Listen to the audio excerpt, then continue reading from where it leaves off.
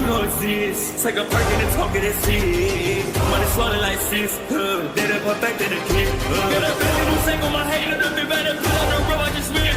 I know we got $1 million. The devil that shit ain't not cheaper again. Hello and welcome back, fellow anime lovers, to MangaMuse. I am delighted to have you join us once again in the world of fanfiction and fantasy.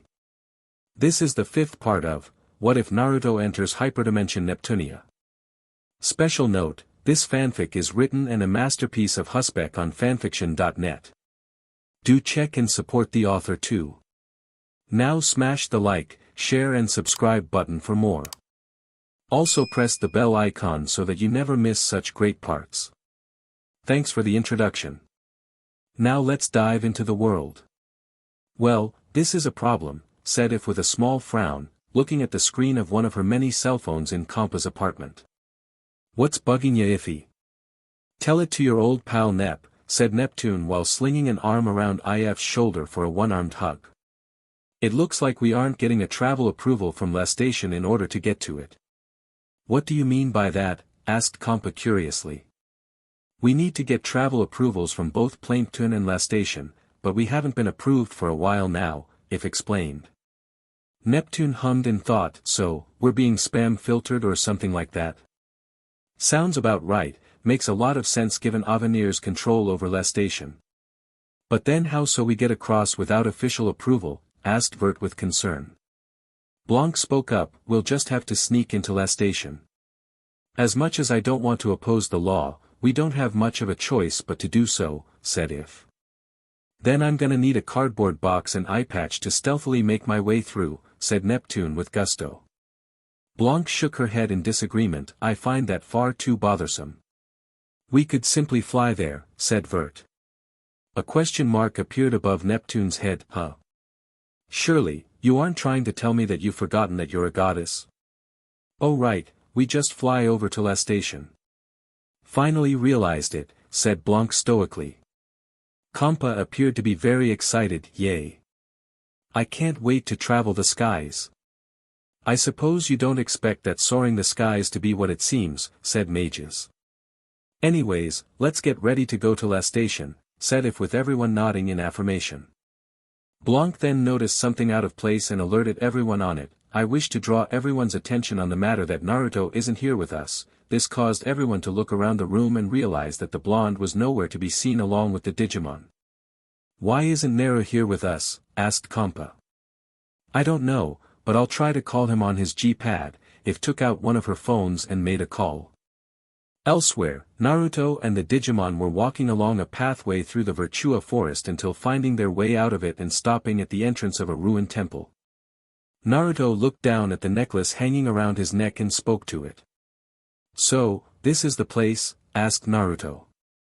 The necklace glowed faintly before Nyx of the Shiva sisters spoke up, indeed it is, this is where we're sensing one of our brethren lying dormant. Do you two know who sleeps down there? Asked Harrisman curiously. We aren't exactly sure as it has been quite a long time since we had all gathered together, said Styria. Then I guess it's time to wake your friend up especially since we're going to need their help along the way, said Gatchman. Alright then, let's dash. Naruto was interrupted when the G-pad began to ring, signaling a phone call which he answered, hello. Hey Naruto, it's If. I'm calling to find out where you are, said If.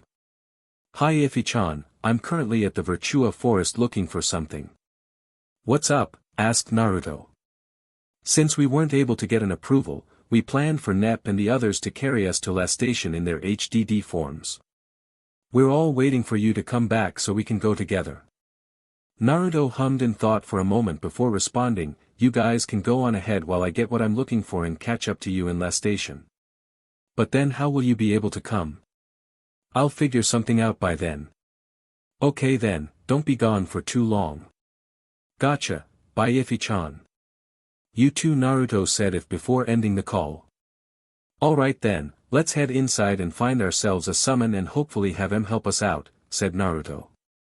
Indeed, but proceed with caution as there are sure to be traps and deadly obstacles within this place, said Model Z. Roger that. Naruto entered the temple and went through the passage, having to turn on the flashlight feature of his G-pad when the place got too dark. Cautiously traversing through the passage and looking out for traps, Naruto took note that he was heading downwards with each step he took and the place was becoming visible due to the crystals embedded in the cavern walls. He and the Digimon and biometals came upon large metallic and took quite a bit of effort to push it open to go through before it closed behind him. Inside was a chamber with stone staircases built over a dark abyss which no one would want to fall into. At the center of the chamber is a stone statue of a serpentine dragon which was staring intently at a door blocked off with rubble. Naruto took note of the indents in its 2 claws and chest. Looks like I'll need to find some items to insert into these indents to activate something, said Naruto, having seen this kind of scenario many times in the adventure games he plays. I believe that we can find these items through that door over there, said Gatchman, pointing at the aforementioned door to their left. Nodding in affirmation, Naruto proceeded through the door into another chamber where there were 3 staircases leading up to 3 separate doorways with 4 stone dais bearing different messages. Passing 1 trial shows lacking, passing 2 trials expands horizons, passing all trials unlocks one's true potential. I guess I need to pass these trials to get the items needed for that dragon statue, said Naruto as he approached the blue stone dais on the left and read the glyphs. Your wisdom will be put to the test in the chamber ahead. Use your lifetime experience from the crawling infant, to the man standing tall, and finally, to the old man leaning on a cane. Apparently the chamber ahead will test to see how smart you are, said Model X. Ugh, not exactly a strong point of mine. Let's see what it's got for me. Naruto went up the stairs through the doorway to find himself in a room comprising of 4 doorways including the one he just came through. Oh no, not this type of puzzle. I need to choose the doors carefully or I'll end up in a trap. Shikamaru's a whiz at solving these. Calm down, think carefully. How exactly does your friend solve these puzzles? Asked Model Z. Well, he often says that these kinds of puzzles provide hints which he could use to solve even though he doesn't exactly need hints, said Naruto. So, what do you see around you then? Naruto took a glance of his surroundings and took note of something. Well, the doorways seem to have a certain number of crystals hanging above them, ranging from 1 to 4. Gatchman listened before suddenly speaking up. That's it. What is it? Asked Harassman confusedly. The information from the glyph before relates to these doorways. A baby crawls on both hands and feet, a man walks on 2 legs, and an old man technically walks on 3 legs with the use of a cane, Gatchman explained. That means I need to go through the doors of 4, 2, and 3. Thanks for the help, Gatchman. Naruto tightly hugged and embarrassed Gatchman with Harassman cheering for him. It's nothing really, just being helpful, said Gatchman. They proceeded to go through the specific order of the doors and entered a room where there was a pedestal at the center and atop it was a glowing cobalt-colored orb with a glyph identifying it as the essence of intelligence. Naruto picked up the orb and placed it in his inventory, got the first one, now to head back the same way we came. They made their way back to the main trial chamber and went to read the yellow stone dais in the middle to learn of the next trial. Your techniques will be put to the test in the chamber ahead. Overcome the onslaught of obstacles to guarantee your future. Guess, this will test my physical aspects. Something I'm more used to, said Naruto. Maybe so, but proceed with caution, said Model X. Gotcha. Naruto went up the center staircase and through the doorway to find himself standing at the beginning of a very long hallway. He looked ahead to see a pedestal with the next essence at the end of the hallway. Naruto hardly took a step forward when suddenly waves of spears began shooting out from the walls, ceiling, and floor of the hallway. Naruto gulped nervously at the sight of this trap. Oh man, this is a major step up from the obstacle course back home. You must be careful traversing through this place, a moment of hesitance will cost you your life. I'd suggest that we mega-merge to be able to traverse much easier, Model X advised. Naruto looked at the waves of spears moving through the hallway before his eyes narrowed with determination. No, I can do this on my own. This is a test on my capabilities and will as a future shinobi. If I back down from this, it just means that I'm not willing to take that first step to becoming Hokage. Sorry X, but I'm gonna have to do this on my own. Very well then, Model X conceded with a sigh. K9 simply smirked, hard to tell whether he's being confident or ignorant or rather both. But it's what makes him so interesting. Naruto had Harassment and Gatchman remain behind, with the Digimon being very reluctant about it as his eyes narrowed and focus and chakra flowed throughout his body subconsciously. He could hear his heart thump against his ribcage, with everything around him becoming almost silent. The blonde ninja aspirant looked at the waves of spears closely to figure out a pattern before crouching slightly and taking off with a burst of speed. Naruto saw a wave of spears approaching from the left wall and darted to the right to get around it. The next wave came from the ceiling with an additional wave coming along the ground. Naruto tightened his focus as he performed a roll to go underneath the spears from the ceiling, then performed a handspring to launch himself into the air to go over the following spears on the ground and landing behind it. Several waves of spears alternated between walls, with Naruto dashing in a zigzag pattern before kicking off one of the walls to somersault over a wave of spears emerging from the floor and finally reaching the end of the hallway. "Phew, I made it and I didn't shish kebabbed," said Naruto. He turned round to see that the spears have stopped coming out and that the Digimon were cheering happily at his success and responded with a foxy grin and a thumbs up. "I must say that you certainly have what it takes to achieve this dream of yours," said Model Z. "Thanks Z, that means a lot to me," said Naruto. He approached the pedestal and picked up the glowing vermilion-colored orb with a glyph identifying it as the essence of technique. "Let's head back for the final test." Picking up the relieved Digimon, Naruto returned to the Chamber of Trials to read the green stone dais to learn of the final trial. "Your warrior's heart will be put to the test in the chamber ahead. Render the aura of invincibility inactive in order to attain victory." "Sounds like I'm going to be doing some fighting, but my attacks won't work on the enemies till I find a way to weaken them," said Naruto thoughtfully. "You can leave it to me, I can use my deep scan to locate the source and disable it," said Gatchman earnestly. "Alright then, let's do this." They went up the stairs through the doorway to enter the chamber. Naruto and Ko found themselves atop a circular platform hanging above a bottomless pit, with the bridge which they went across had withdrawn itself to block off their exit. The pedestal which was holding the final essence sunk down into the floor and sealed itself up. Naruto then heard the clanking of metal and turned to see a group of armored knights with angelic motifs. 6 of them were cobalt blue and equipped with shields and lance, whilst a white one wielded a sword. What was the most noting was the purple aura that they were radiating from their beings. There was no small amount of hostility in the aura. "Gatchman, I need you to search for the source of the aura the moment I engage them," said Naruto. Said Digimon nodded in affirmation. "I'll get right on it." White Knight raised a hand in the air, making the other knights hold out their shields and point their lances towards Naruto, who summoned Kansho and Bakuya into his hands, then took a combat stance. The White Knight swung his arm down, causing the Cobalt Knights to dash towards Naruto with their shields out to bash Naruto with them. Naruto saw the incoming enemies and dashed at them, only to leapt into the air with a somersault overhead to land behind them, but quickly crossed his short swords together to block an attack from the White Knight. Gatchman had earlier jumped off Naruto when he was somersaulting in midair to conceal himself in a conspicuous spot so as to perform his role, while Naruto kept the knights occupied as he pulled down the magnifying glass device over his eye, beginning scan.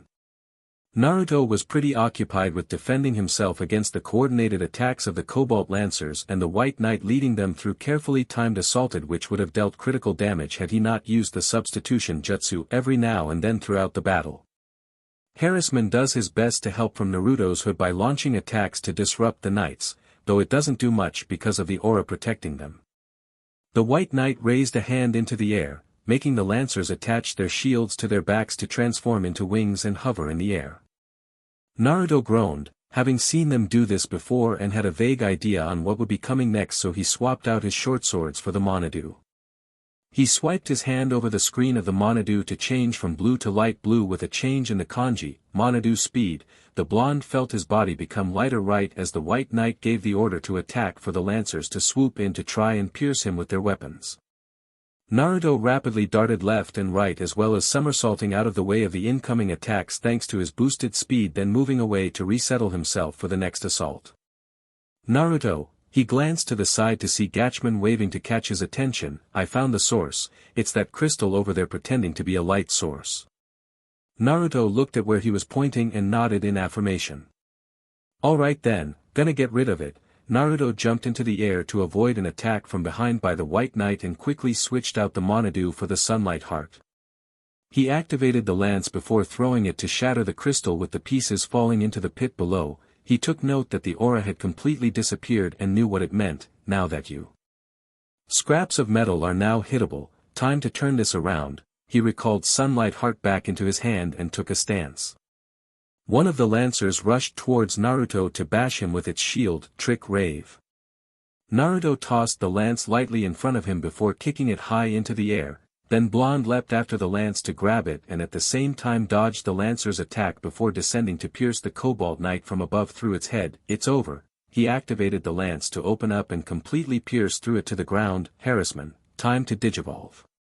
Harassment nodded in affirmation. I'm ready Naruto. Initiating Digivolution. Harassment digivolved to Filmon. The now champion-level Digimon stood next to Naruto, ready to support him in the fight. Sure enough, one of the lancers came in for a shield bash with Filmon immediately retaliating by clashing against the shield with a shoulder charge before grabbing hold of the shield and wrenching it from the knight's grip to toss it away. Lightning Stinger. He skewered his crimson claws into the knight's armor and injected energy into it, causing the knight to spasm violently before falling apart onto the ground and fading away. Naruto was a little preoccupied defending himself against the Lancer's barrage of move by using the flat side of his activated lance to block until his eyes narrowed in focus as he ducked underneath a stab and counterattacked. Sunlight Slasher. Naruto swung the lance as it opened up while emitting yellow energy and elongated like a sharp WHP to slice through the knight's legs, having it collapse to the floor before finishing it off with a stab to the chest plate. Like Iruka-sensei said, attacking the legs of an enemy arrests their mobility and combat performance by a large percentage. I should really be paying more attention when he teaches, said Naruto thoughtfully before turning to face the White Knight who was pointing its sword at him. Filmon had lunged at the remaining lancers with intent to finish them off in one go. Crimson Slash. He proceeded to whirl rapidly while continuously slashing with his crimson claws, giving the lancers no chance to defend or attack and were shredded into many pieces, that take care of them. Now for the White Knight, he turned round to see Naruto was already handling it. Naruto and the White Knight constantly clashed with each other till the latter attacked with a stronger swing with the former responding likewise to lock blades. Naruto struggled to press forward but was gradually being pushed back due to the difference in size and physical strength. He somewhat manages to push back the White Knight then performs a spinning jump to evade its slash and use the momentum to deliver a full swing to knock its helmet with the rest of the armor collapsing to the ground and fading away.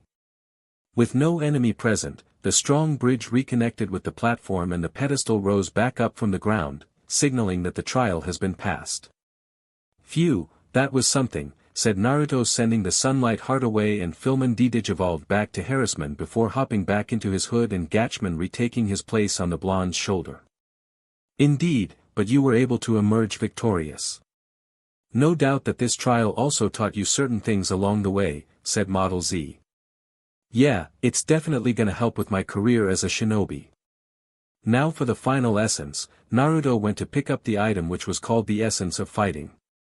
They left the chamber and made their way back to room where the dragon statue was. Naruto went on to place the Essence of Intelligence onto the left paw, the Essence of Technique onto the right paw, and the Essence of Fighting into the indent on the chest.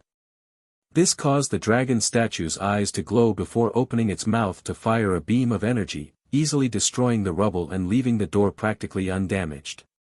Whoa, all that just to blast the door open. No point complaining, time to move on. Naruto pushed the doors open and went down the hallway into a circular chamber where there was a red glowing magic circle at the center. What's this thing here? Gatchman pulled down the magnifying glass device over his eye to scan. It's a magic circle with the function of teleportation. But the question is if it's safe, asked Naruto. Styria spoke up, there's no need to worry, I believe that it will teleport you directly to where our fellow summon lays in wait. Is there anything I should watch out for? We don't know but be ready for anything once you meet them, said Nyx. Naruto let out a sigh, oh well, I came all this way so might as well keep going. He stepped onto the magic circle which then lit up with him feeling a sense of weightlessness for a few moments before feeling his feet settling back on the ground. Naruto looked around to see that he was standing before a large staircase leading up to the top and could see a black silhouette of what appears to be a giant rock. "They're up there, be ready Naruto," said Tsundere. "Got it." Naruto proceeded to jog up the stairs at a steady pace until finally arriving at the top and could now clearly see that the rock was actually akin to some sort of red cocoon. Kind of reminds me of How I Met You too. No sooner he said that, the cocoon began to emit a rather intense which forced Naruto to back to avoid getting burned, then it erupted in a pillar of flames until dying down to reveal what it was concealing. Before Naruto is a giant red bipedal winged dragon with a tail ending in a pitchfork tip. It has 3 sleek horns on its head, an extra set of wings at the thighs, its body is covered in gray metal-like armor. The dragon was silent for a moment before opening its mouth and letting out a yawn with everyone's sweat dropping at this. "It has been so long since I last had visitors, especially that of old friends." The necklace around Naruto's necklace glowed as the Shiva sisters summoned themselves to face the dragon with smiles on their faces. "It has certainly been a long time since we last met, Drago," said Tsundere. The dragon nodded in agreement. "Indeed it has, so what have you two been up to?" "Quite an interesting adventure to be honest, never a dull moment thanks to our contractor," said Nyx, looking at Naruto with fondness. The dragon looked at Naruto closely before letting out a scoff. "If you mean this hatchling here, then I'm disappointed by your sense of standards when you could have done better." Naruto scowled upon hearing this. "What's that supposed to mean?" "I took one look at you and saw numerous signs of undertraining, lack of discipline and many more. No doubt you merely survive by the skin of your teeth thus far. Just who do you think you are that you can talk about me like this?" "I am the Delta Dragonoid, the deity of flames. My friends and companions prefer to call me Drago," said the dragon. "Well, I don't care if you're a cool dragon and all that, I won't let you talk to me like that. I'm the guy who's going to be Hokage after all," said Naruto, pointing a thumb at himself.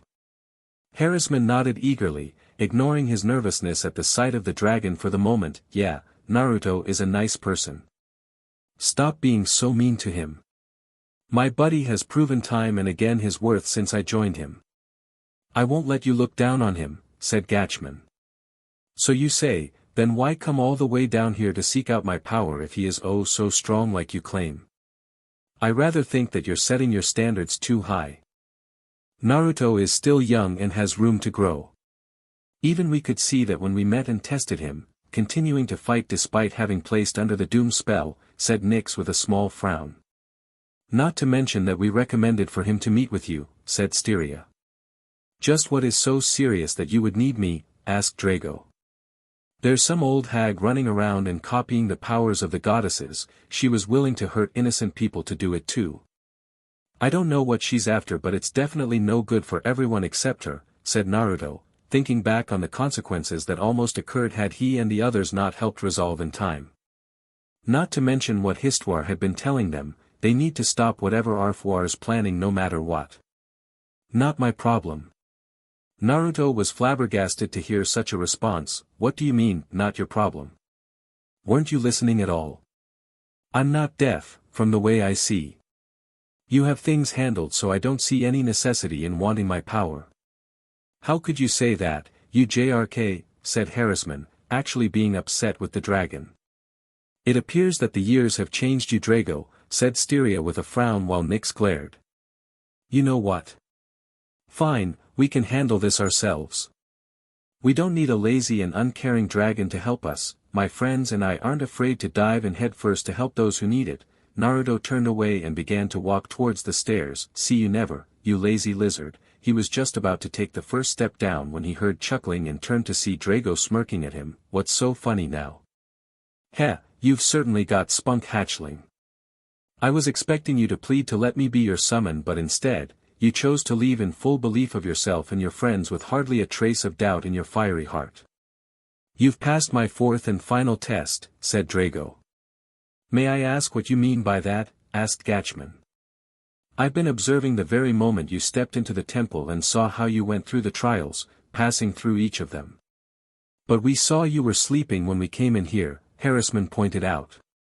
"I was pretending to be asleep to make it look like I wasn't aware of anything." "Then what's this about a 4th test?" asked Naruto confusedly. I wanted to test your resolution, to see if it will falter should you be denied what you were looking for. I'm impressed to see that you didn't so much as flinch when I said no, your fiery spirit didn't dim but burnt even stronger. So, what does this mean? It means that I like you and willing to form a contract with you, said Drago with a smirk. It seems that these deities can be rather fickle, said Model X. Apparently so, said Model Z. I am happy to see that you're joining us, said Styria. Honestly, it's been quite a long time since I had a good fight and been outside. Plus, this hatchling here interests me, I'd like to see what he can do, said Drago. Then you won't be disappointed, said Nyx. Drago held out a claw for a small orb of fire to float away from it towards the necklace, fusing with it. The Shiva sisters were sent back with the ice crystal changing into a red gem shaped like a tongue of fire.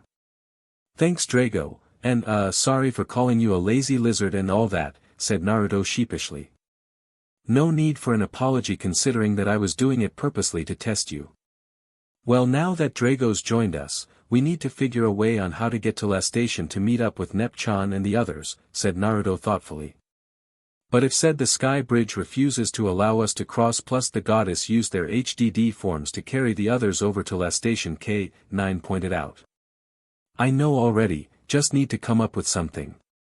Drago then spoke, hardly a minute since we formed the contract and it sounds to me like you could use my help. I could give you a ride over to La Station. You mean you could fly us there? Asked Harassman. Of course, plus I'd like to see how much the world has changed since I went to sleep. Though I'll need directions to get you to where you want to go. You can leave the navigation to me, said Gatchman. Well then, summon me once you're out of the temple. Dragon transformed into a wisp of flames before entering the gem. Alright then, let's get out of here. Naruto proceeded to make his way back through where he came from and soon was out of the temple. He grabbed hold of the gem and called out, "Burn evil to ashes, Drago." A pillar of flames shot up from the ground before bursting apart to reveal Drago letting out a roar before landing on the ground. Now then, hop onto my back then we'll be off, said Drago before lowering himself. Naruto grinned as he excitedly jumped onto the dragon's back. Kiba and guys are gonna be so jealous, plus I can officially check riding a dragon off my bucket list. Time to stretch my wings, better hold on hatchling and give me directions of where to go. Drago crouched before leaping high into the air and flapped his wings to take flight as Naruto's screams of surprise soon turned into excitement as they began to make their way to La Station. Over at said city, the girls had arrived successfully and decided to split up to look for Noire whilst doing other things along the way. Vert took it for a stroll since Naruto wasn't available as of now. Blanc wanted to check out a bookstore so Compa offered to be her guide, and Mages went out in search for Doc P, leaving Neptune with no one. The Purplet whined at the unfairness of it all with claims of being the main protagonist of this adventure until Noire showed up. An overjoyed Neptune couldn't help but poke fun at Noire's loner status with said girl being very annoyed and threatened to leave Neptune until she offered to treat her to food. Noire took the offer with Neptune suddenly having the feeling that she shouldn't have done so. Phew, I've never eaten so much sweets before, said Noire happily. Ayuyuyuyu my allowance. Neptune looked at her current balance with teary eyes. You're horrible, buying all the expensive stuff. Well, you're the one who offered to pay for the food. I always wanted to eat here but it felt so weird going inside alone. You're kinda admitting that you're a loner, Neptune grumbled. I feel like taking seconds, said Noire, making Neptune panic. Please no more. Things are never dull with you two, a voice spoke up, making the girls turn round to see Naruto with his arms crossed and a smirk along with his Digimon. Naru, where have you been? Without you, I almost became a loner when everyone left me behind but was saved by Noire who's the MSTR of loneliness, said Neptune with a pout. Noire stomped a foot to the ground in irritation. Quit calling me a loner, and where were you Naruto? I was looking for something over at Virtua Forest, I'll show it to you at a later time, said Naruto. Saving me up to surprise your friends, eh? Can't say I don't like the idea, said Drago with a playful tone in his voice. That was when the rest of the group arrived with if letting out a sigh, lucky, as usual. It's almost like you were scripted to get the best results and Naruto's here too. It's almost like Nep, said Kompa. Neptune puffed her chest with pride, expect no less from the main heroine that is Neptune. It looks like your party grew quite a bit, said Noire, looking at the new members of the group but couldn't help but feel that two of them give her a sense of familiarity. We went through a lot since we left last station, said Gatchman. So you're Noire, said Vert thoughtfully. Blanc stared silently, which made Noire feel a bit nervous. What's with the four-eyed duo here, asked Noire. Actually a trio, considering you're also wearing glasses, K9 pointed out. Now that we found Noire, let's head to a more remote location, said If. Vert nodded in agreement. Indeed, it's best to avoid any possible eavesdropping. You were looking for me, asked Noire, looking rather elated. Neptune smiled teasingly. Aw, look at how happy you are. Noire looked away with a tinge of pink on her cheeks and not at all. Just a bit curious. For some weird reason, I kinda find that cute, thought Naruto while rubbing the back of his head. Later on, the group acquired a room of one of the hotels. The Digimon went to relax on the bed whilst the others decided to take a look around and see how it compares to the other hotels from Leanbox and Loi. La Station's hotel not bad, said Blanc, appraising the decor of the room. I was hoping for a VIP suite with a king's bed and softer cushions, said Vert, whilst cuddling a blushing Naruto. Apparently, she had latched on to him ever since he reunited with them. I don't think we have enough money to do that, said Kompa, mentally pouting at Vert for holding Naruto. Noire stood a bit away from the group, feeling a bit awkward around them. What's the matter, Noire? You're not exactly the silent type, said Neptune. There's so many people here I don't really know what to say, said Noire unsurely. Wow, being alone all this time must have made you socially inept. Hey! Who are you calling socially inept, said Noire angrily, I just don't know how to approach somebody I don't know. Neptune's sweat dropped at that. Wow. Vert finally let go of Naruto, much to his relief and disappointment. To talk to Noire, now, there's no need to be tense around us. Yeah, it's not like you don't know us. Maybe you Neptune, but I don't know the other two. Noire looked at Vert and Blanc more closely and noticed something. Hey, wait a minute, I've seen you two before. Of course you do. Blanc took off her glasses. Noire took a step back in shock. You're Louise. Finally noticed her. Then how about me? Vert took off her glasses as well. Noire took another step back. Leanbox's CPU. She turned to Neptune. What's going on here? Why are you both here in La Station? Well, that's because, Neptune tried to explain, but Noire wasn't really listening. Could it be that you're planning to take over La Station with those two, are you? Everybody blinked at the accusation and uttered one word, huh. Noire looked at Neptune with hurt in her eyes. I can't believe you and Naruto would do such a thing. I thought you were my friends. Noire-chan, please calm down and let us dash, Naruto tried to explain, but Noire was still not listening. No matter, I'll take you all by myself. Don't expect me to go down H-dash. Bonk. Ouch. Noire rubbed her head from being hit by Neptune and looked at her with teary eyes. What are you doing, Neptune? Neptune spoke rather seriously, which is a rare thing for her. Will you calm down now? We aren't here to fight you, said Vert.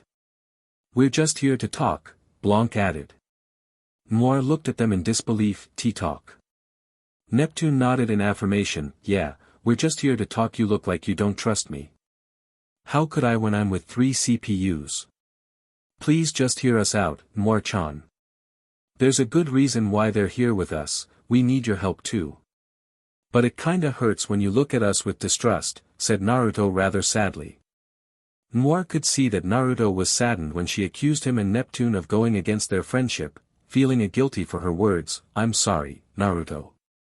They went on to tell her everything that had happened since they left La Station, Vert having had her powers stolen before eventually getting it back with their help. Blanc also had her powers copied then routed out from the Basilicom due to Arfwar impersonating her and Avenir supplying weapons against Loi, but they were able to resolve the issue in time. There was also the issue of Arfoire actively targeting the powers of the four goddess and her ability to copy and combine their powers, so far she has copied two being Vert and Blanc, which leaves Neptune and Noire. It was why they came looking for her to prevent that, as well as finding the final key fragment. I can't believe Leanbox and Loie went through all that, and this Arfoire sounds rather dangerous, said Noire with a small frown. So, you believe us now? Asked Neptune. Well, I have to, since it matches with Avenir's moves, said Noire, but it makes sense for us to stick together. Then were you able to locate a key fragment? Asked Naruto. Actually, I've been trying to find it but had no luck, said Noire. You mean you were searching for it, just for us? Asked Neptune, looking touched. Noire shook her head while blushing. I didn't say it was for you. I just had some time to spare, that's all. It makes us no less grateful, thanks Noire-chan, said Naruto with a foxy grin.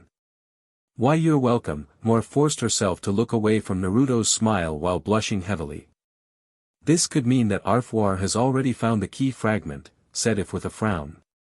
Makes sense considering that we got the first key fragment before her in Plankton as she knew where it was, then the second key fragment after we fought her back in Leanbox as she had it at the time, and the third was found by Chamberlain in Arfoire's room in Loie, Gatchman concluded. So that means we'll have to fight the scary lady again, said Harrisman. Which brings us to the question of what to do until then, said Vert. Blanc spoke up, how about taking down Avenir? Are you in HDD by any chance, Blanc? Asked Neptune cautiously. Think about it, since Arfoire isn't around to bother us, we can go after Avenir without interruptions, Blanc explained. As much as I can understand your distaste for Avenir, we need to think about this more carefully, said Vert with a sweat drop. Noire spoke in agreement. She's right, going against Avenir means going against all of Lastation, which isn't a good thing. Just a bit curious, but are you being dissed by the Basilicom? Asked Neptune carefully. Blanc barely contained her laughter at that. Noire stomped her foot in anger. I'm not being dissed, and you should stop laughing at me. A goddess being dissed PFT, Blanc giggled. I'm not being dissed, it's because Avenir has become too strong now. You can't exactly laugh, Miss Blanc, remember you were kicked out of the Basilicom and was impersonated despite being a goddess, Gatchman pointed out. Humph, Blanc crossed her arms and looked away with a small pout at the truth. Naruto shook his head in amusement. So, can you tell us about Avenir's current status? Asked If. After you guys left, I did what I could to help the citizens either in this form or as Blackheart. This way I was able to recover some shares and had more say in the Basilicom, Noire explained. By speaking in the past tense, it means things have changed, said Mages. With calculative eyes. Noire nodded in affirmation. Avenir didn't like what I was doing and kicked me out of the Basilicom.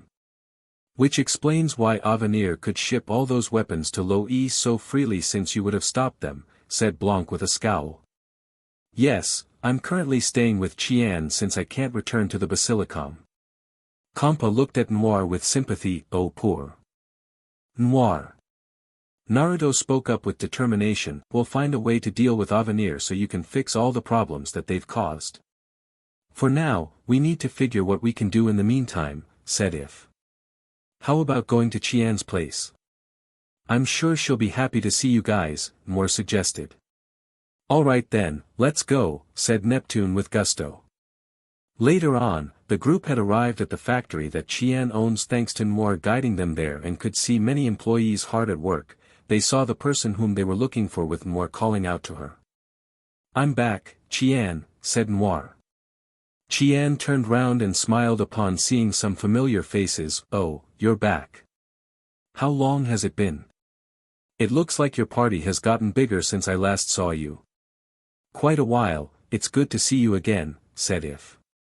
Hello, it's a pleasure to meet you, said Vert in greeting. Blanc nodded as well. Hello. Same here. That aside, what do you think of my factory? Not bad, right? Asked Qian, getting everyone to look around. It looks much better than before, said Kampa. Well, things were out of hand before but got better thanks to Noire helping us. Noire shook her head. I didn't do that much. Oh, don't be shy, you protected the caravans carrying the materials. Everyone appreciated it. It's nothing special, really. See?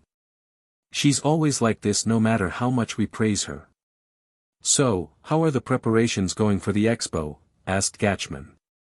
So far so good, the weapon for the expo is still lacking on materials. We were about to ask Noire to get them for us.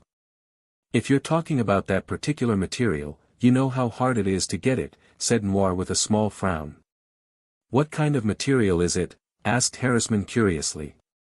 It's the kind capable of withstanding the force of the weapon which we're working on, Qian explained. Then you can count on Neptune and her team to get it for you. Neptune proclaimed with confidence. You would? If nodded in affirmation, despite what Neptune said, we don't have anything else doing. Plus, we're still taking orders like before. Thanks very much. So, where can we find this material? Asked Vert. It can be found as a drop from a monster in Soulsack Cave, Noire can guide you since she's been there before, said Qian. Then we're off, said Neptune, turning to leave the factory with the others about to follow when Qian called out to them. Hold on, there's something I'd like to show you that may catch your interest. Qian went into a storeroom and came out with a slightly large suitcase which she placed on a nearby wooden crate and opened up to reveal a pair of handguns with a color scheme of various shades of brown which gave them an old appearance. While you were gone, I came across a plan and ended up making these. They're called Vega 42s, they possess the ability to regenerate ammunition so there's no need to worry about running out of bullets. You can also combine both handguns to form an assault rifle. Whoa, that sounds straight out of a video game, but I think I'll stick with my sword, said Neptune.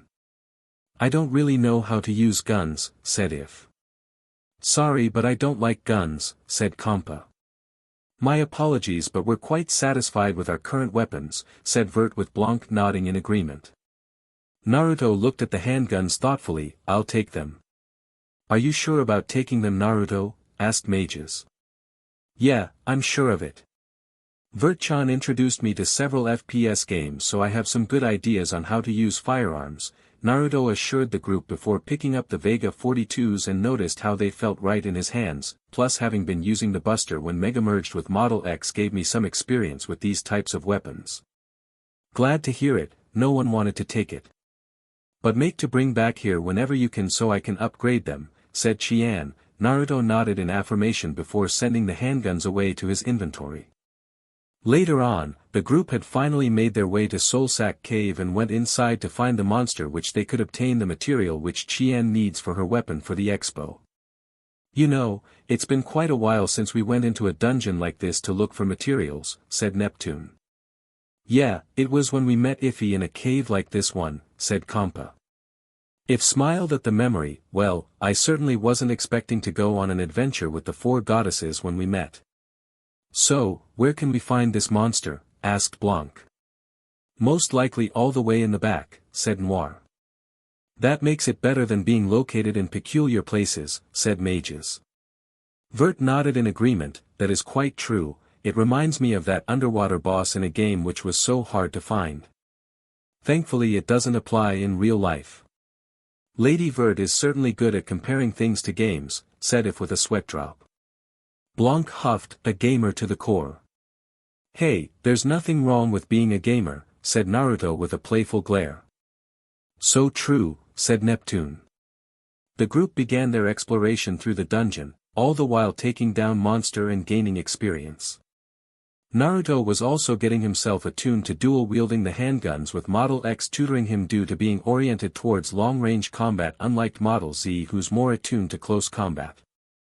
The group also picked up some materials along the way to use as ingredients for plans like magic earth stones, mithril ores, and others with help from Harassman. Still no sign of the monster, makes me wonder if we're looking for it or rather the other way around, said Neptune, looking around the area. Energetic as always, said Blanc. It's actually an improvement compared to before, said If. It would have to do with our current levels, everything we have gone through had obviously raised them, said Gatchman. I'm super okay too, said Compa cheerfully. At least you being more of a goddess now, said Noire. Maybe so, but the enemies we face grow stronger as well. I fear for the welfare of everyone, said Model X with concern. You've always been a worrier for as long as I can remember, said Model Z. Iffy, can you please come here for a moment, asked Vert. If walked up to Vert, curious of what she wanted. What is it, Lady Vert? This looks rather man-made, do you by any chance know what it is? Vert gestured towards the structure for If to look at. After a few minutes, If's eyes widened in recognition. Naruto, Nep and Kampa, come here quickly, said If urgently. Said persons came over with the others in tow and Neptune spoke up, what up Iffy? Take a look at this. If pointed at a pedestal before them. I've seen this before but I can't remember from where exactly, said Kampa. Same there, Naruto added. Don't expect me to recall anything with my memory loss, said Neptune. Like anyone would expect you to, sometimes I think this girl and the kid are too similar, said K9. I'm too surprised considering we only saw this once before. This pedestal is similar to the one which the key fragment was on back in Plankton, If explained.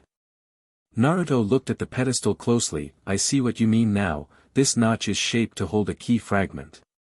Considering that it is empty, it only proves that Arfoire has it and we would need to fight her to get it back, said Blanc with a frown. Indeed, but for now we need to find the material for Qian's weapon, said Vert, getting nods of agreement from the rest of the group.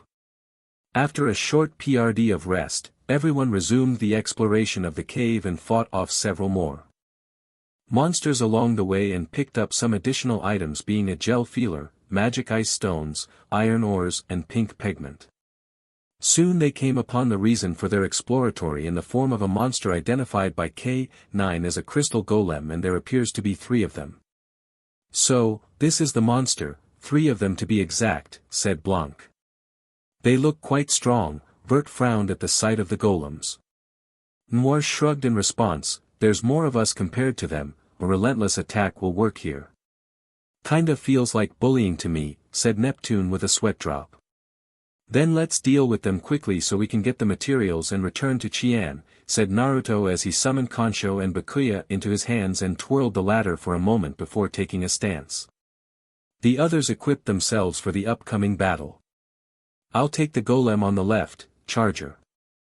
Naruto rushed up to his targeted golem and proceeded to unleash a barrage of consecutive slashes upon it before crossing them together to block crystal shards remotely launched by the golem before dashing backwards for his next move, Blade Raid. He threw the short swords to strike the golem before they flew back into his hands to throw again. I'll target the one on the right, said Blanc before charging towards her monster to attack consecutively with her hammer before utilizing a technique, Tanzran Trombe. She proceeded to spin rapidly on her feet like a top around the crystal golem whilst striking at it consecutively with her plasma axe before ending the barrage by using the momentum to perform a downward strike, shaking the ground upon impact. The crystal golem retaliated with a thunder blast which knocked her back with some damage. How annoying. Gefarlichtern, she waved her hands before her to conjure multiple orbs of compressed ice, then swinging her hammer to launch them at the monster.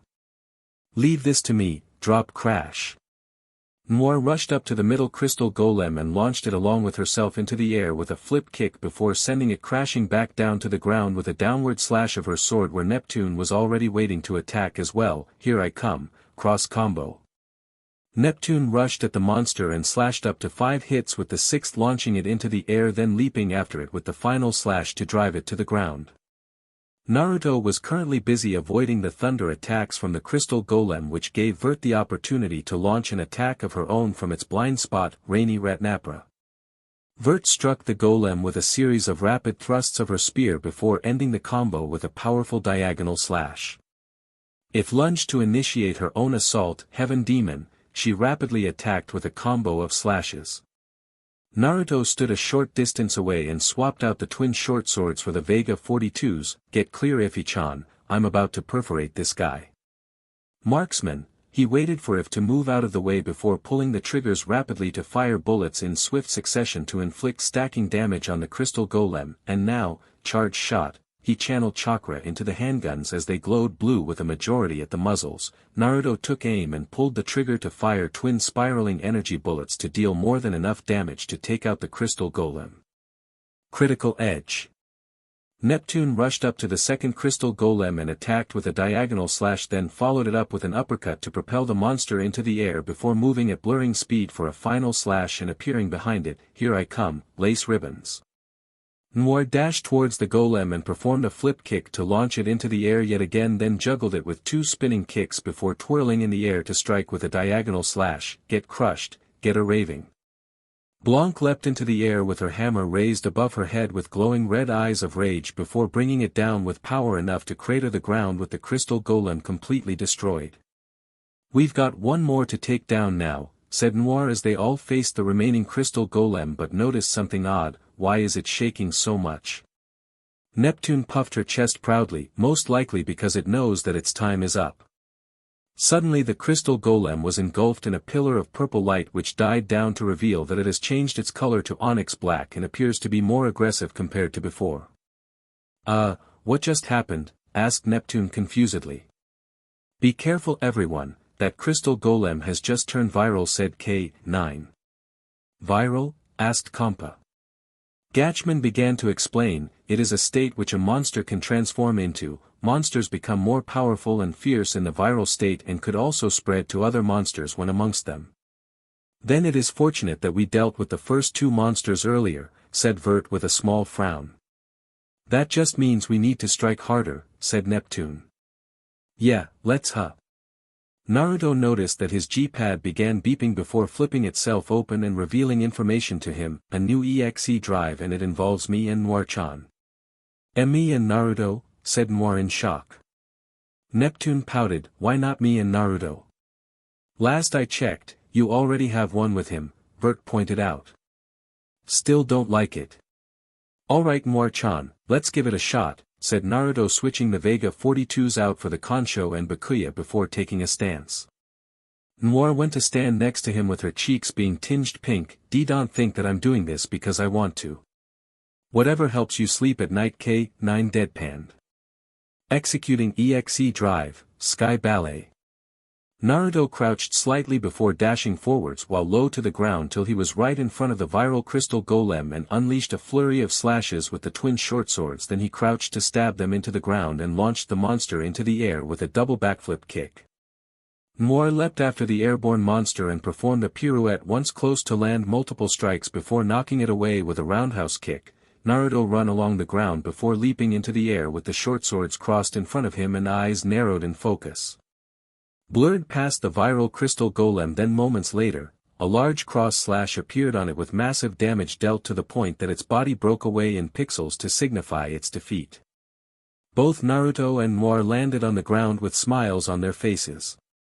Well, that's that. Naruto sent away the twin short swords before making a check via his G-pad, and we even got more of the material which Chien needs. Next time Naruto, you and I will have our own EXE drive. It's not fair for Neptune and Noire to perform one with you, said Vert with a pout. Blanc tired not to look too interested as well. Performing an EXE drive might provide useful data for my writing. I would like one too, said Compa quietly. Let's not get distracted. We need to get this material back to Chien soon so she can finish developing her weapon for the upcoming expo, if pointed out, but also thought, I can't wait to have a turn with him too. Mages nodded in affirmation. Very well then, let us make haste. The group began their trek out of the cave and back to La Station now that their assigned request has been accomplished. And so, 3 days later, Neptune suddenly narrated from out of nowhere. I feel like we could have used these 3 DOS better, if deadpanned. To get an idea of what's going on, we'll look back at 3 days earlier. Neptune and the others had successfully delivered the requested material to Chien, who told them that the expo will commence in 3 days' time, much to their surprise. Noire suspected that Arfoire might appear during the expo and use the weapons built by Avenir to cause problems. Naruto and Co sought to prepare themselves for what would occur. Wasting 3 days is pretty hard, you know. Neptune pouted in response, playing games and stuff is hard work. Ugh, she keeps getting lazier every day. K9 groaned out. Can't deny that, but we need to keep an eye for anything suspicious, said Naruto. Consider it done, said Gatchman, perched atop Naruto's spiky blonde hair and already scoping the area. Harassman was in his hood and looking around as well, albeit a bit uncomfortable with the large crowd around them. "What are you two grumbling about?" "The ceremony is about to start," said Qian. "So this is La Station's largest technology event," said Blanc as she surveys the scene of the expo with various groups exhibiting their weapons to the public. "Pretty huge, isn't it?" "La Station still has a lot to show," said Noire with no small amount of pride in her voice. "Oh. What is it? Did you find something interesting?" "A swag booth, I'm going to take a look." Blanc went to check out said place. Noire blinked in disbelief at this. "That's what caught your attention?" I wonder if I could exhibit some of my own inventions here," said Mages. Thoughtfully. "Sure, it shouldn't be a problem. But I'm kind of curious about these inventions of yours," said Noire. "Oh, nothing to make a big deal of. A microwave capable of turning both food and human into gel." Noire sweated nervously upon hearing that. "Please don't exhibit something like that." Mages scoffed in response. "How boring, no doubt that my hyper gadgets would be a lot safer compared to what Avenir is planning to present." "Doesn't change the fact that you've pretty much weaponized a home appliance," said Naruto with a sweat drop. "After all these years, humans still continue to mystify me," said Model X. "I'll never stop agreeing with you on that one," said Model Z. "Say Noire, will there be any game publishers in this event?" "I'm not seeing any so far," said Vert curiously. Noire shook her head at the question. "The theme of this event is weaponry, so there won't be any game exhibits today." Vert lowered her head in disappointment. That was my only hope of enjoyment here." "Vert, remember that we're not here to play around." "It appears that the ceremony is about to begin," said Mages. Upon noticing that everyone was becoming silent and turning towards the stage where Ganache was seen approaching the mounted microphone. "Welcome, and thank you for coming to the Avenir-sponsored Technology Expo," said Ganache politely. "Oh sure, rub in the fact that Avenir is in charge of things, why don't you?" thought Naruto, rolling his eyes. "And so, we have a special opening ceremony for you all." "An opening ceremony, I wonder what kind." "Hoping it's a gaming contest," said Neptune with growing excitement. "I certainly would be interested if that's the case," said Vert with a glint in her eyes. "Maybe a famous band will appear to play," said Kampa. "I hope it's an idol group," said Harassman eagerly. "I seem to have noticed that you've taken a liking towards idols recently," Gatchman pointed out. His fellow Digimon blushed in embarrassment. "In keeping with the theme, we would like to hold an exhibition match. And of course, we would enter our weapon with pride," said Ganache. If scoffed at that, they're just using this as an excuse to promote their products. "How true," Blanc nodded in agreement. "And our opponent, representing the smaller companies, is none other than Passé," Ganache declared. "Wawawayat," everyone yelled at the same time in shock. "What's going on, Qian? We never heard of this," said Neptune.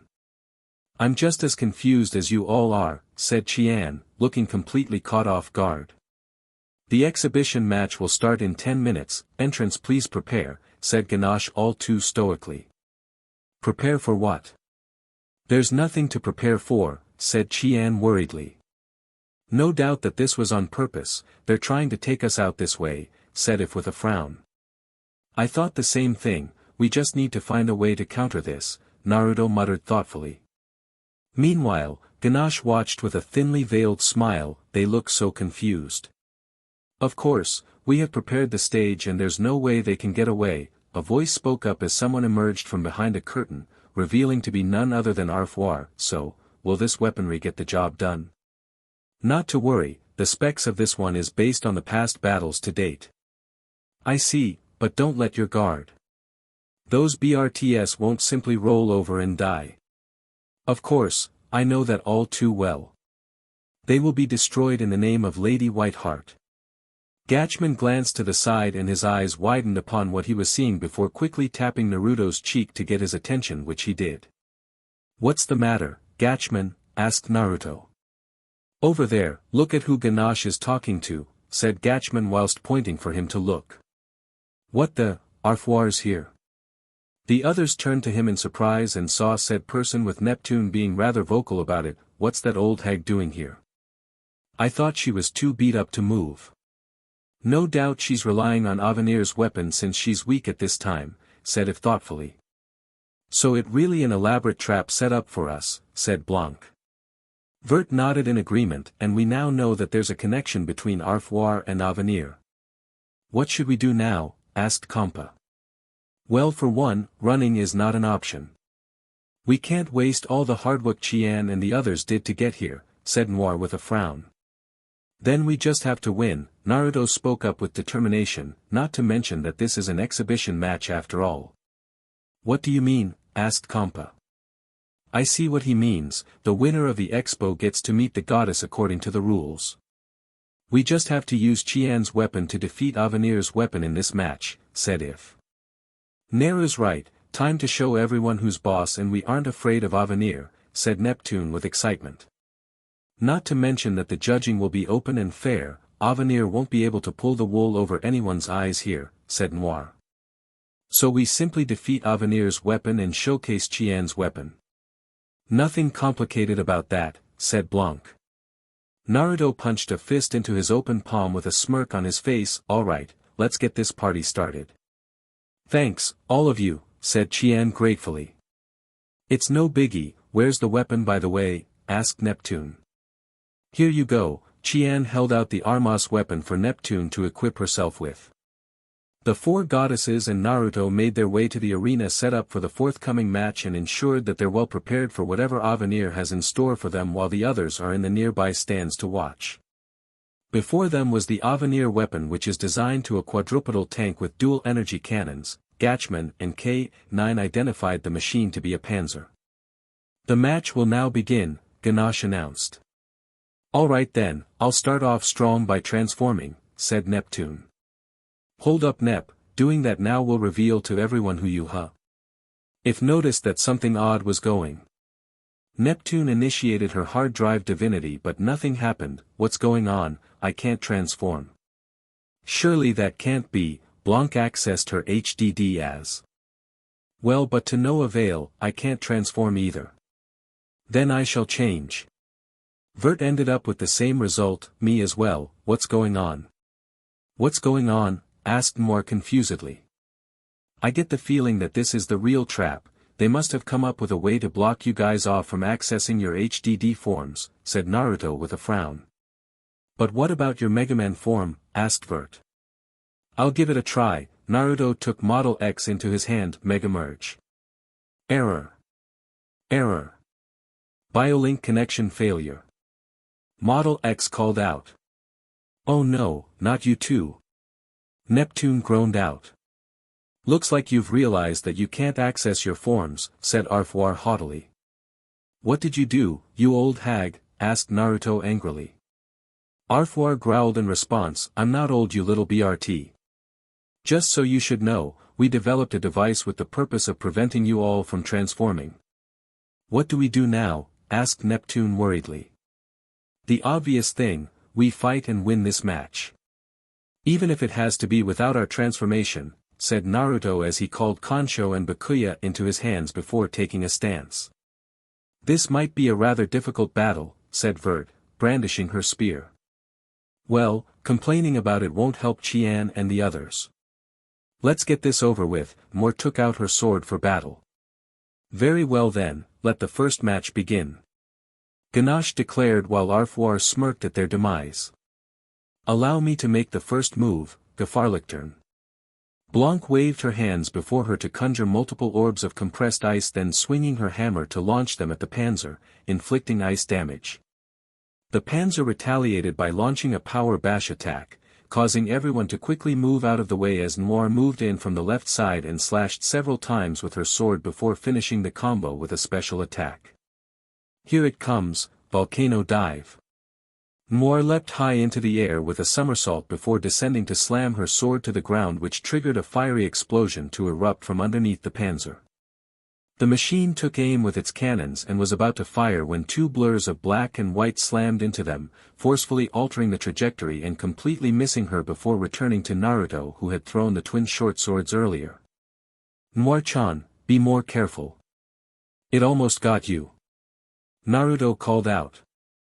Noire scoffed and looked away with cheeks tinged pink. "Just checking if you were paying attention." "Naruto, the Panzer is targeting you now," said Gatchman in alert. Naruto looked to see that the machine was aiming at him now. Oh boy, he took evasive action, jumping and somersaulting around as the Panzer constantly fired explosive rounds in an attempt to land a hit on him. "I believe that is quite enough out of you, Silhouette Spear." Vert twirled her spear to summon the green magic circle next to her for a large wooden spiraled spear to shoot out and strike the Panzer, getting it to target her instead. Vert jumped gracefully away from an energy round fired by the machine, which gave the others an opportunity to launch an attack. "You're open for my 32-bit Mega Blade."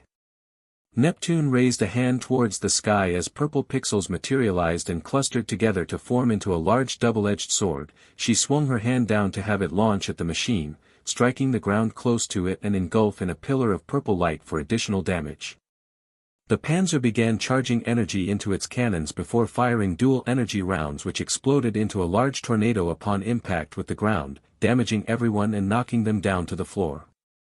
The machine charged up for another attack, but Naruto was the first to rise to his feet and position himself in front of the others with a glare towards it. "I don't think so."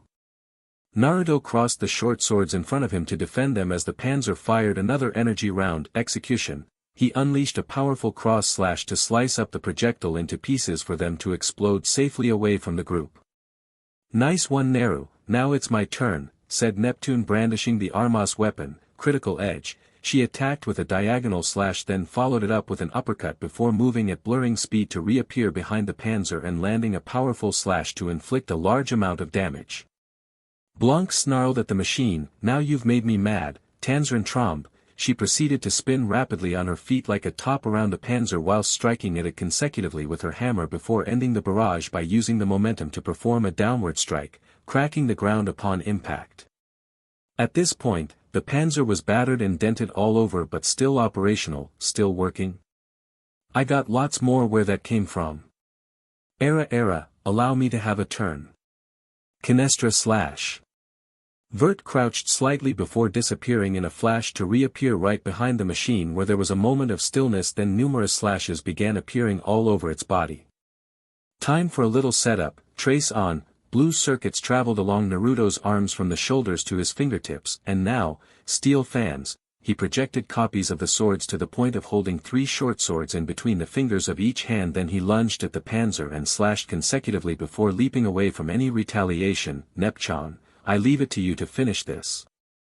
"Roger, I'm all prepped up for my special, Neptune break." She dashed at high speed whilst landing consecutive slashes from different directions before landing on the ground with a skid. "This is it." She flipped the blade into the air, catching it to perform an uppercut to launch the Panzer into the air and propelling it even further with a flip kick before shooting up to the sky and diving back in to stab the machine hard into the ground, triggering an explosion of purple light. The Panzer was unable to continue any further and collapsed to the ground with smoke emanating from it. "Whoa, we actually won." "I'm a bit surprised about this," said Neptune, blinking in surprise. "Or perhaps Avenir's weapons aren't exactly worth the hype I've been hearing about," said Vert. "Humph, utter trash," said Blanc, looking very pleased. "Goes to show how strong we really are," said Naruto proudly. "How could this be?" said Arfoire, who couldn't believe what she just saw. "Ganache, how could they have won when I sealed away their ability to transform?" Ganache himself hummed thoughtfully. How interesting to be able to defeat the machine without any transformation. This is not the time to be praising them. No need for yelling. I am just as upset that they've destroyed my weapon which I was so proud of. Mr. Singe spoke. "Then use that." Ganache turned towards Mr. Singe with a frown on his face. "Surely you're not talking about that one. We cannot have humans defeat our machines. But that is still in maintenance and not yet ready for active combat. I cannot assure that will."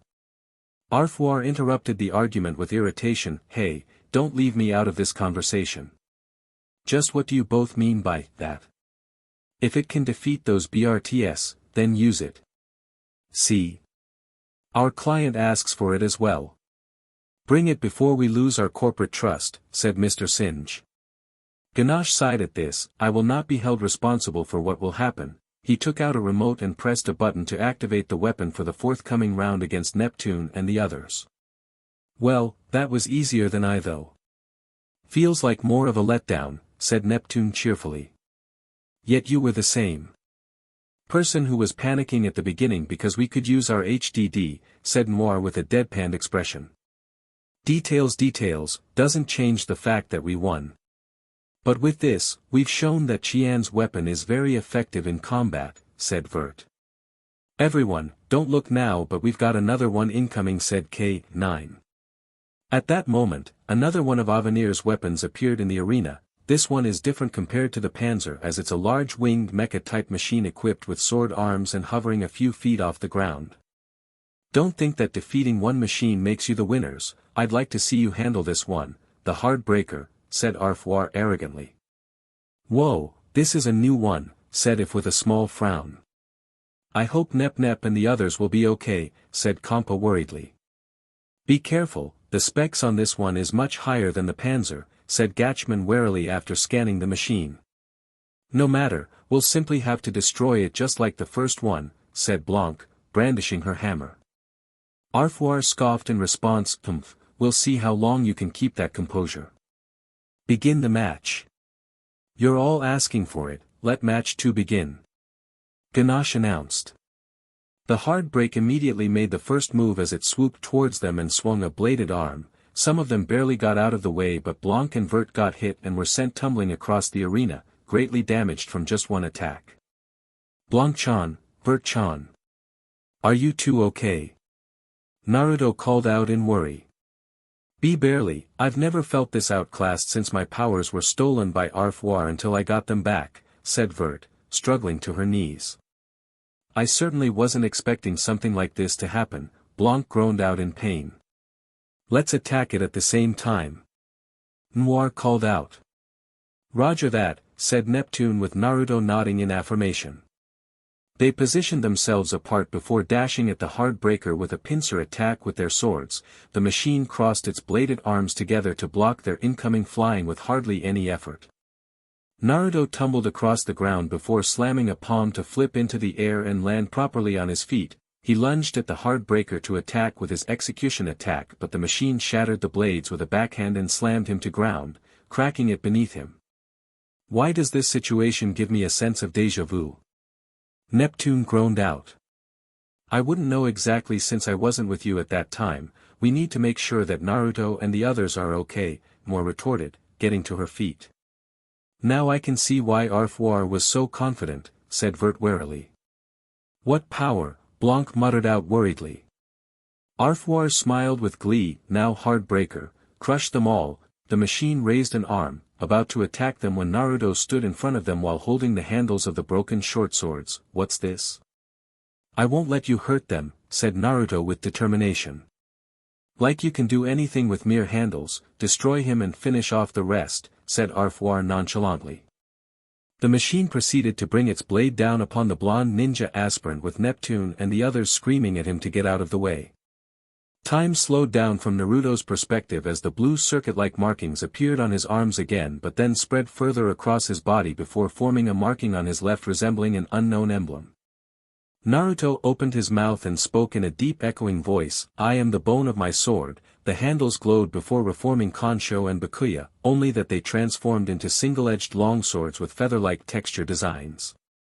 Naruto instinctively crossed them together to block the attack and was pushed back a bit before holding it at bay. Whoa, did Naruto evolve his blades or something? Asked Neptune confusedly. I don't know, said Noire. It appears that the blades must have resonated with Naruto and unlocked more of their power, said Model Z. It is the most likely explanation for this occurrence, said Model X. As I thought the other half of his heritage will soon awaken K9 muttered lowly, but the biometals heard him and intend on asking him later. What are you standing around for? Destroy that annoying BRT, said Arfoire angrily, Heartbreaker raised its arm to attack again but suddenly froze in place without warning. Why did it stop? Ganache sighed in response. This was what I was talking about before, it was still under maintenance and not ready for live combat yet. That's no excuse when this is our chance to crush them. Arfoire argued. I understand, but there's no way I can restart it like this.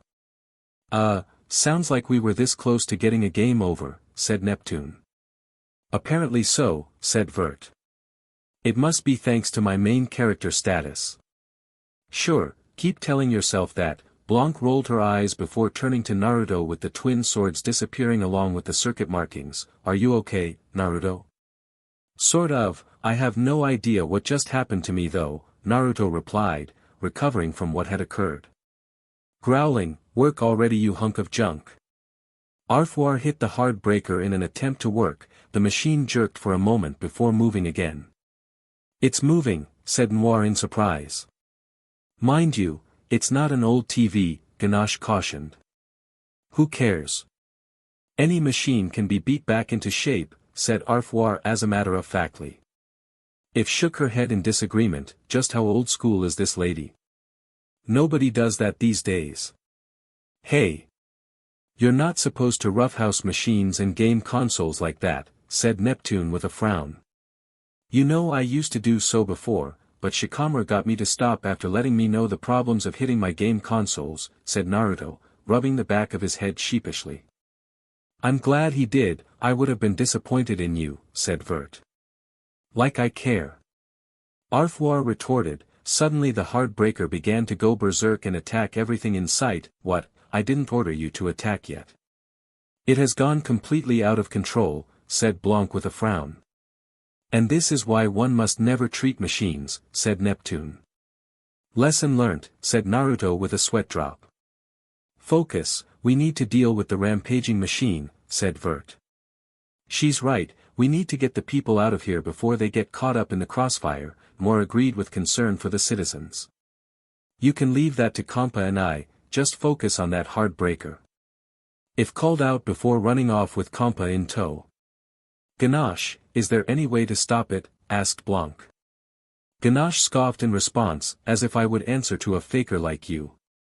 Hearing this immediately angered Blanc. When are you gonna get it into your freaking head that I'm the real deal? Here we go again, Gatchman groaned. His obsession is really over the top, said Harrisman. Look Ganache, isn't there a way to stop it? Asked Noire urgently. I've been trying to do so for a while now, but my signals are being blocked, said Ganache, holding up the remote to emphasize his point.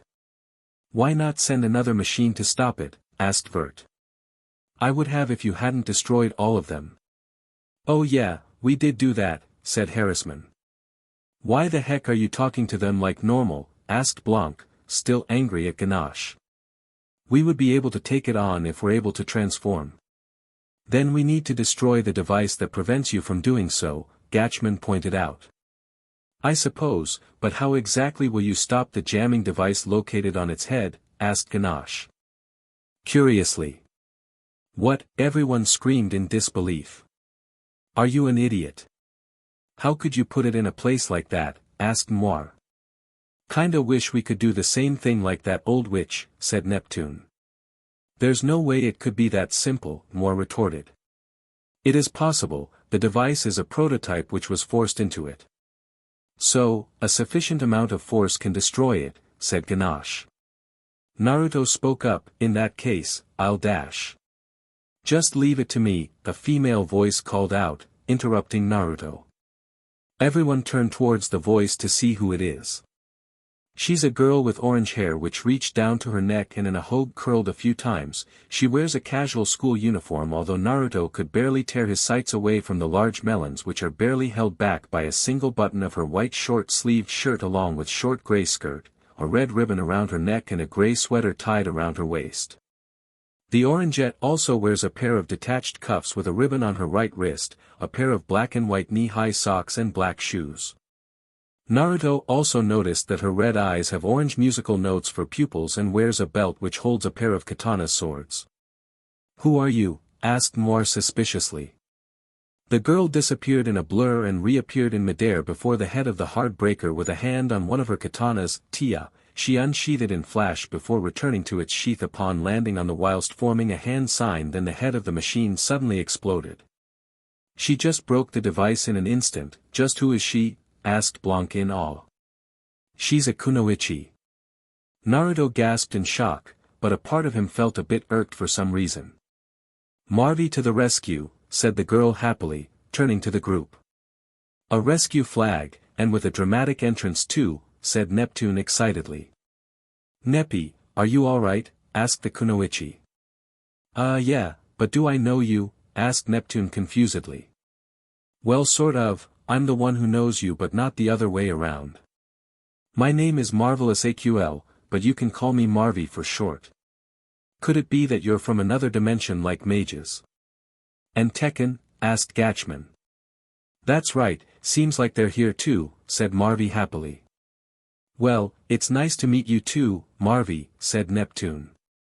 Ganache spoke up. Well, it seems like the device has been destroyed, but everyone turned to see that the Heartbreaker was still active and approaching them aggressively. It hasn't stopped, said Vert in exasperation. Then we'll just have to stop it by, let's do this everyone, said Noire before transforming into her HDD form with the others soon following suit. Alright then, let me call for backup first. Naruto grabbed the gem around his neck. Freeze the evil hearts with your cold touch, Shiva sisters. The surroundings became cold as a large block of ice formed before shattering as Styria and Nyx emerged before floating behind Naruto, ready to assist him and the others. Now then, Model X and Model Z, double mega merge. The biometals flew to Naruto's hands to begin the transformation. BioLink established. MEGA system online.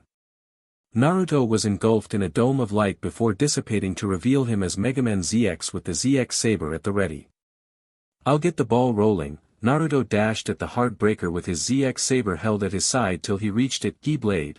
The energy blade crackled intensely with blue electricity as he performed a rising slash to launch himself into the air whilst damaging the machine till he reached the peak of his height, now going into an ice fury slash. He encased the ZX saber in a giant light blue icicle as he attacked with a downward move. The Heartbreaker crossed its bladed arms together to block the incoming attack, reducing the overall damage then pushing him back to retaliate, but the others were quick to intercept. You've let down your guard, volcano dive. Noire rushed at the Heartbreaker from behind and leapt into the air with a somersault before descending to slam her sword to the ground to trigger a fiery explosion to erupt from underneath the machine. She speaks the truth, Rainy Ratnapra. Vert attacked with a series of rapid thrusts of her spear before ending the combo with a powerful diagonal slash for maximum damage.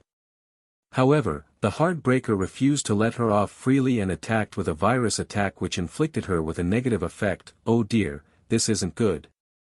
Allow me to cure you of your ailment. Styria floated over to the sickly Vert. Isuna. She waved her hands over Vert to disperse blue sparkles over her. She rose to her feet while no longer feeling weakened by the virus attack. You have my gratitude, said Vert with Styria nodding in response before turning to aid the others currently fighting the Heartbreaker. I'll turn ya into scraps, Zersterum.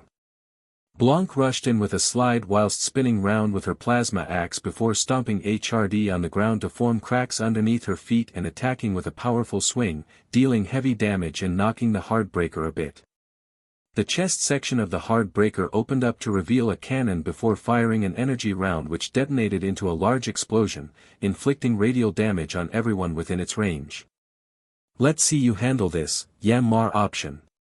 Naruto summoning 3 orbiting dragonfly drones around him as he switched to Buster mode and proceeded to shoot at the Heartbreaker with the drones following suit before ending the barrage by charging up the final shot before launching it at the machine for critical damage. The Heartbreaker swung one of its blade arms at Naruto, but the dragonfly drones intercepted the incoming attack by acting as shields and were destroyed in the process. Machine opened up its chest to launch another high explosion attack, but Nyx was quick to react. I shall not allow it, Blazara. Nyx waved a hand to cast an ice spell as a large chunk of ice flew forward and slammed into the open chest and freezing it up a bit, and now, will toss, she flung her will to slam strongly into Heartbreaker which shattered the ice frozen on it before returning to float next to her. Now it's my turn, I'm going to use my 32-bit Mega Blade. Neptune pointed upwards as purple pixels materialized and clustered together to form into a large double-edged sword. She swung her hand down to have it launch at the machine, striking the ground close to it and engulf in a pillar of purple light for additional damage. Wow, you guys sure are strong. Let me show you what I can do too, said Marvy, unsheathing one of her katanas and taking a stance which Naruto could see bears numerous traits of a shinobi, ninja art, Ranbu. She appeared in front of the machine in a blur and proceeded to rapidly hack and slash from left to right constantly before finishing with a somersaulting slash and landing safely away from it to avoid retaliation. Whoa, what a technique, said Naruto in awe, before getting that irking feeling again. Naruto, stay focused. Your mind is straying, Model X spoke up in his mind. Naruto shook his head and snapped back into focus. Sorry about that. What could be distracting you? Asked Model Z. I don't know, but I'm okay now. Both biometals weren't entirely convinced but continued to aid in the battle for now. Naruto unleashed a burst of speed to lunge at the hard breaker in midair whilst swapping the ZX Buster out for the triple rod, chained leaf severing. The energy blade changed color to green as he rapidly thrusted the lance-like weapon. Up to 6 times, Water Fury Flash. The energy blade now changed to aqua blue before unleashing a powerful move which was enhanced with the water element. Analysis complete. Target the hard breaker's joints, sufficient damage will reduce its by 70%. Gatchman alerted everyone after scanning the machine several times. Then leave this to me as I am best suited for this role with my EXE drive, Infinite Slash, said Noire proudly as her body is enshrouded in a clear aura. Now to display the power of a goddess of lastation, she dashed forward and proceeded to slash at the hard breaker from every direction akin to that of a graceful dancer before skidding back. The end is at hand. The sword began to radiate the colors of a rainbow as she lunged to slash 3 more, then flipped backwards into the air to throw the weapon, which pierced through the machine and into the ground before dissipating into sparkles and returning to her hand.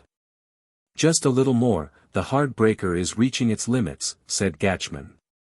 Alright then, let's finish this. Nix. Styria. Naruto called out. Understood, said Styria with Nix nodding in affirmation. The sisters floated closed and combined to transform into their motorcycle form, with Naruto quickly getting on it and revving the engine several times. Let's do this. Ice ramp.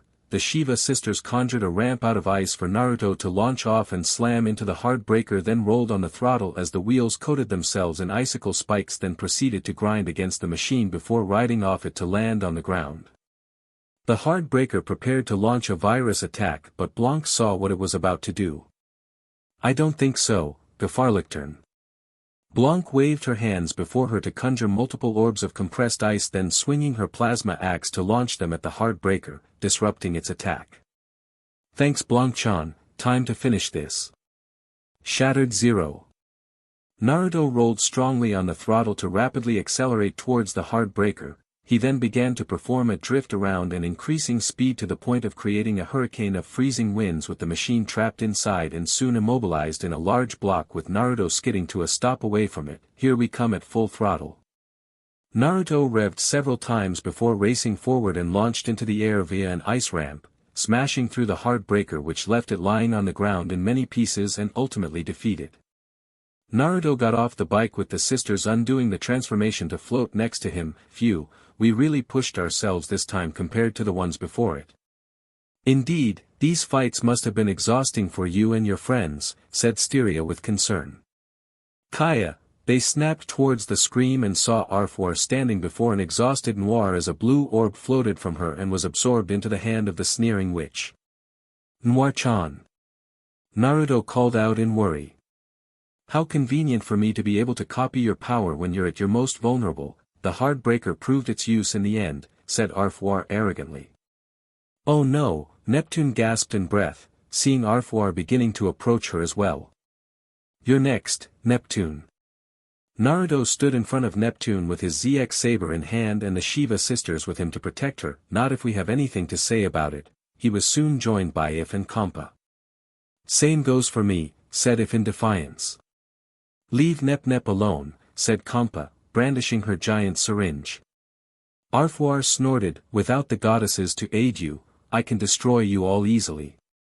Mages stood next to them with Marvelous joining in with the former speaking, "Surely you aren't forgetting about us as well. I'll protect Nepi as her guardian ninja," Marvelous declared, forming a hand sign to prepare a jutsu. Naruto clenched his ZX saber a bit tightly at her words but remained focused. "If you think getting bashed around by 4 goddesses and a Megaman was bad enough, we'll be happy to show you that fighting us will be just as bad," said Naruto, switching to Buster mode and pointing it at her. Arfwar looked at them before clicking her teeth. "Tch, this may get more bothersome than I thought. I'll leave but know that I'll definitely get Neptune's power." The witch snapped her fingers to disappear in a flash of light, leaving the group alone. "She's gone, but Noire's power was copied," said If with a sigh. "With the event in ruins, I doubt the expo can continue after this," said Marvelous. "All that are minor, I'm fine as long as the citizens are safe," said Noire with a soft smile. "Are you sure?" asked Neptune. "Of course, we just need to make sure to protect you so that Arfwar wouldn't be able to copy your powers for whatever she has planned for it. Not to mention that we can stop her plan completely by rescuing Histoire before her," Blanc pointed out to the others. Noire hummed, "But first, I need to do something about the event first. Cleaning of the mess, healing the injured, dealing with Avenir's liabilities, just my luck. I wonder if these are the kind of stuff I would be dealing with when I become Hokage." Naruto mumbled to himself. A few days later, things were beginning to look up for everyone in La Station. Noire gave Avenir the boot out of the Basilicom and regained control over everything. Her shares also recovered and even increased greatly due to the fact the people learnt that Noire had been helping them in her normal form. Qian was really knocked for a loop when she learned the truth. Regardless, this made the people respect her greatly for her actions. As of now, Naruto was heading towards the hotel where Neptune and the others were residing after soloing a couple of quests from the guild with his Digimon, much to the mild confusion of the group. He was strolling silently towards the hotel when Model X suddenly spoke up. "Naruto, could you stop by the park first? There's something we'd like to discuss with you before meeting with the others," said Model X. Okay, but why?" asked Naruto confusedly. "We'll tell you once we're there," said Model Z. Naruto silently complied with their request and headed over to the park, which he had been passing by a couple of times, so he knew where it was located. Naruto sat down on a nearby bench with Harassman and Gatchman sitting at both sides as the biometals emerged from his pockets to hover before him. "So what is it you want to talk to me about? We've noticed that you have been acting rather strange recently. You push yourself harder than the others, tensing up whenever Marvelous AQL is near, and even soloing quests. This draws concern from all of us," said Model X. "It's nothing really, it's just I want to get stronger so I can be ready for whatever Arfwar has in store for us in the future," said Naruto. "That may be true, but you're also doing this for another reason. Something is bothering you that it is making you feel quite restless. We wish to know so we could help you," said Model Z. "Nothing is bothering me, really," Naruto insisted, but everyone wasn't convinced by his words. K9 emerged from the G-pad to look at Naruto with a quirked eyebrow. "If you won't talk then I will," the kid scared. Harassman blinked in confusion. Why would Naruto be afraid? The kid's aspiring to become a strong shinobi and Hokage. He was content with being the party's ninja, though he's not yet one. But now a Kunoichi shows up and proves herself to be a more capable shinobi than he is. The blondes worried that he would be replaced and left alone. K9 explained. Naruto remained silent, neither confirming nor refuting the statement. "Surely, that isn't true. There's no way that Neptune and the others would replace you," Gatchman pointed out. "Can you be sure? Ever since I came to Gam Industry, I hardly acted like a shinobi and more like a gamer. I was cool with it at first, but seeing her in action made me realize that I haven't been taking becoming a ninja seriously at all. Dead last for 3 years because of one problem, and I didn't try to find a solution to it so I could graduate. Goes to show that I wasn't being serious about reaching for my ultimate goal and prefer playing games instead," said Naruto, feeling frustrated with himself. But you haven't completed your training at the academy, surely there's still more you could learn to become the ninja you wish to be, said Model X. Training which I took for granted, I didn't take anything Irika-sensei taught me seriously and now look me rather proving everyone right of being a deadlast instead of the opposite. Drago then spoke, but it is better late that you realized this before it was too late, there is still time to make up for what you had missed. You've got fire hatchling, it's a little candle just waiting to become a blazing wildfire. There's a reason why the Shiva sisters and I, biometals, Digimon, humans and CPUs chose to be you. You're a special kind of human. I am, asked Naruto. K9 looked at Naruto with a trace of something in its eyes. Kid, you may have had a bad start in the beginnings of your life, but think of how things turned out since then and what you could do in the future. Naruto thought back to his past. He was alone and no one wanted to give him a chance to be truly happy, not even able to properly recall everything. But there was one thing he remembered clearly. He was trudging alone through a street when he came across a handheld video which had a slightly cracked screen on the ground. Naruto recalled many kids playing with these at the park and took it home with him and began to play it. It was the day his love for video games was born. Years went by and he befriended a few over the games, which eased him of that painful loneliness even more. Naruto, even though we don't know everything about you, we're still happy to be your buddy. It's not because you are a gamer or not yet a ninja that we joined, but because it's you we want to be with, said Gatchman. Harrisman nodded eagerly in agreement. You saved me from those bullies when nobody else did back in Virtua Forest. I really like being with you, Naruto. Same thing goes for us, we chose you because you have a good heart and a strong sense of justice, never looking away when someone is in dire need of help, just like our dear friend Vent, said Model X. We really do care for you, Naruto, nothing will ever change that. Nyx and Styria spoke simultaneously with fondness in their voices and Drago grunted in agreement. Thank you, all of you. I promise to make you all proud of me, said Naruto, jumping to his feet with a bright smile and feeling lighter than ever before. Digivolution upgrade, ultimate level unlocked, the G-pad announced with a beep. You're gonna go far, K9 muttered softly before returning to the G-pad with the biometals and Digimon doing similar things.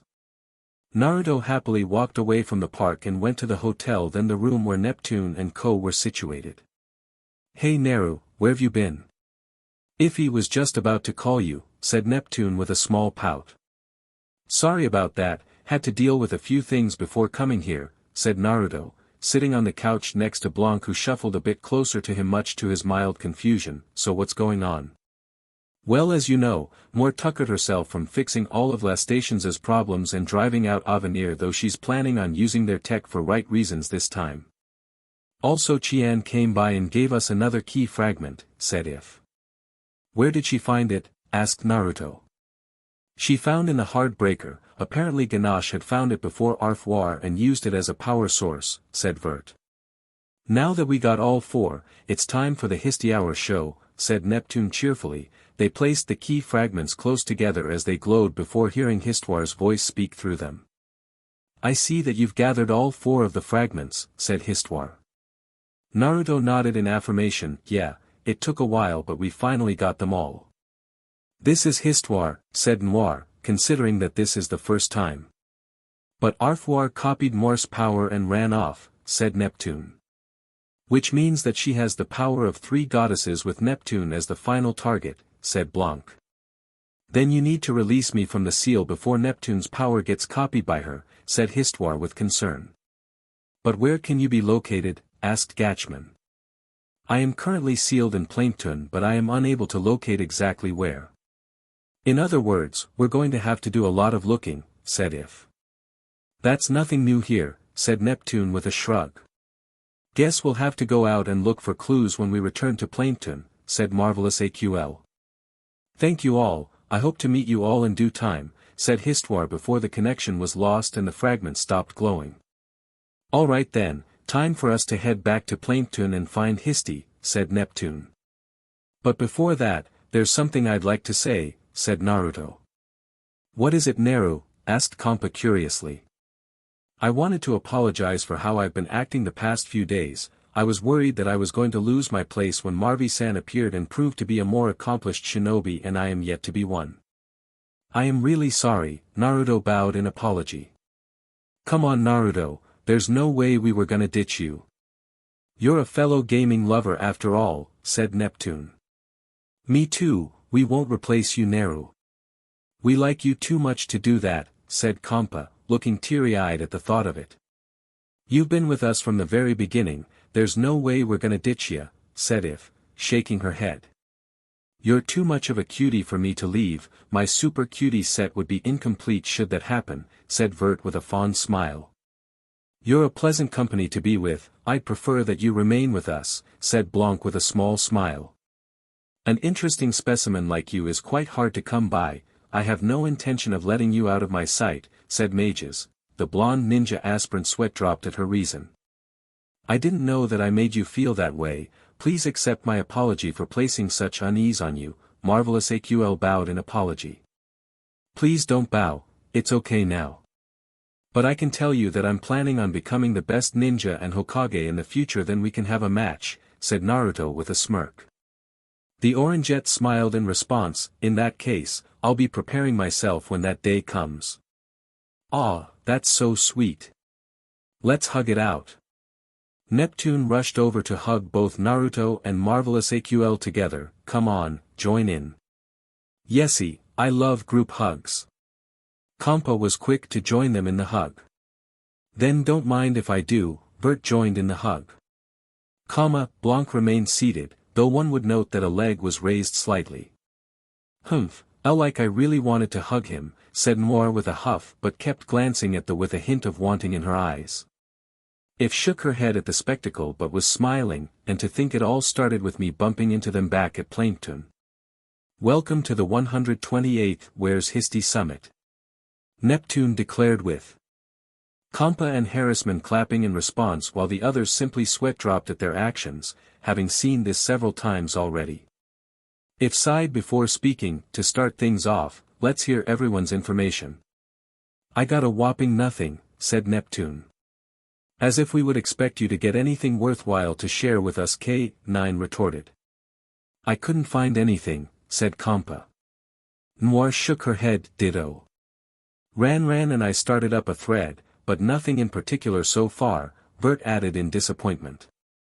I didn't find anything, Blanc spoke silently, looking up from reading a book.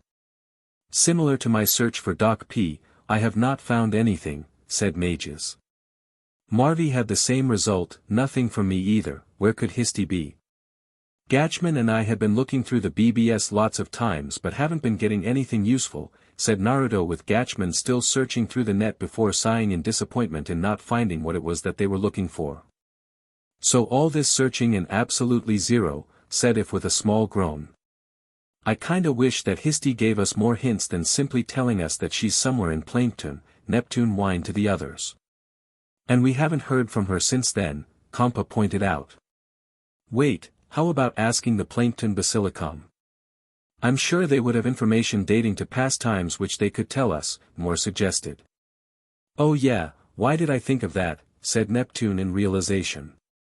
Blanc deadpanned, you're supposed to be the CPU of this place.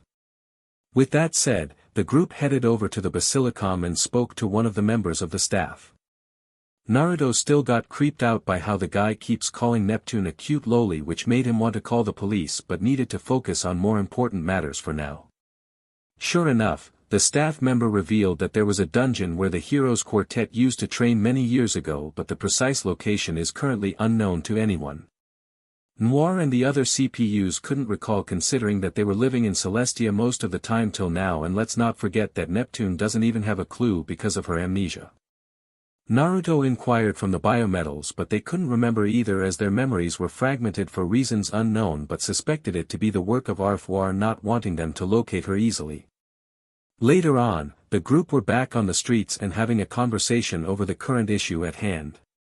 Now that we have a starting point, let's go and ask around for information relating to the lore, If suggested. Are you sure Iffy, who would know about it? Asked Neptune confusedly. Noire groaned in annoyance, that's the point of asking Neptune. Alright then, we'll head over this way then meet up with you guys later, said Naruto before walking away. Oh woo, I hate doing bland and repetitious stuff, Neptune whined.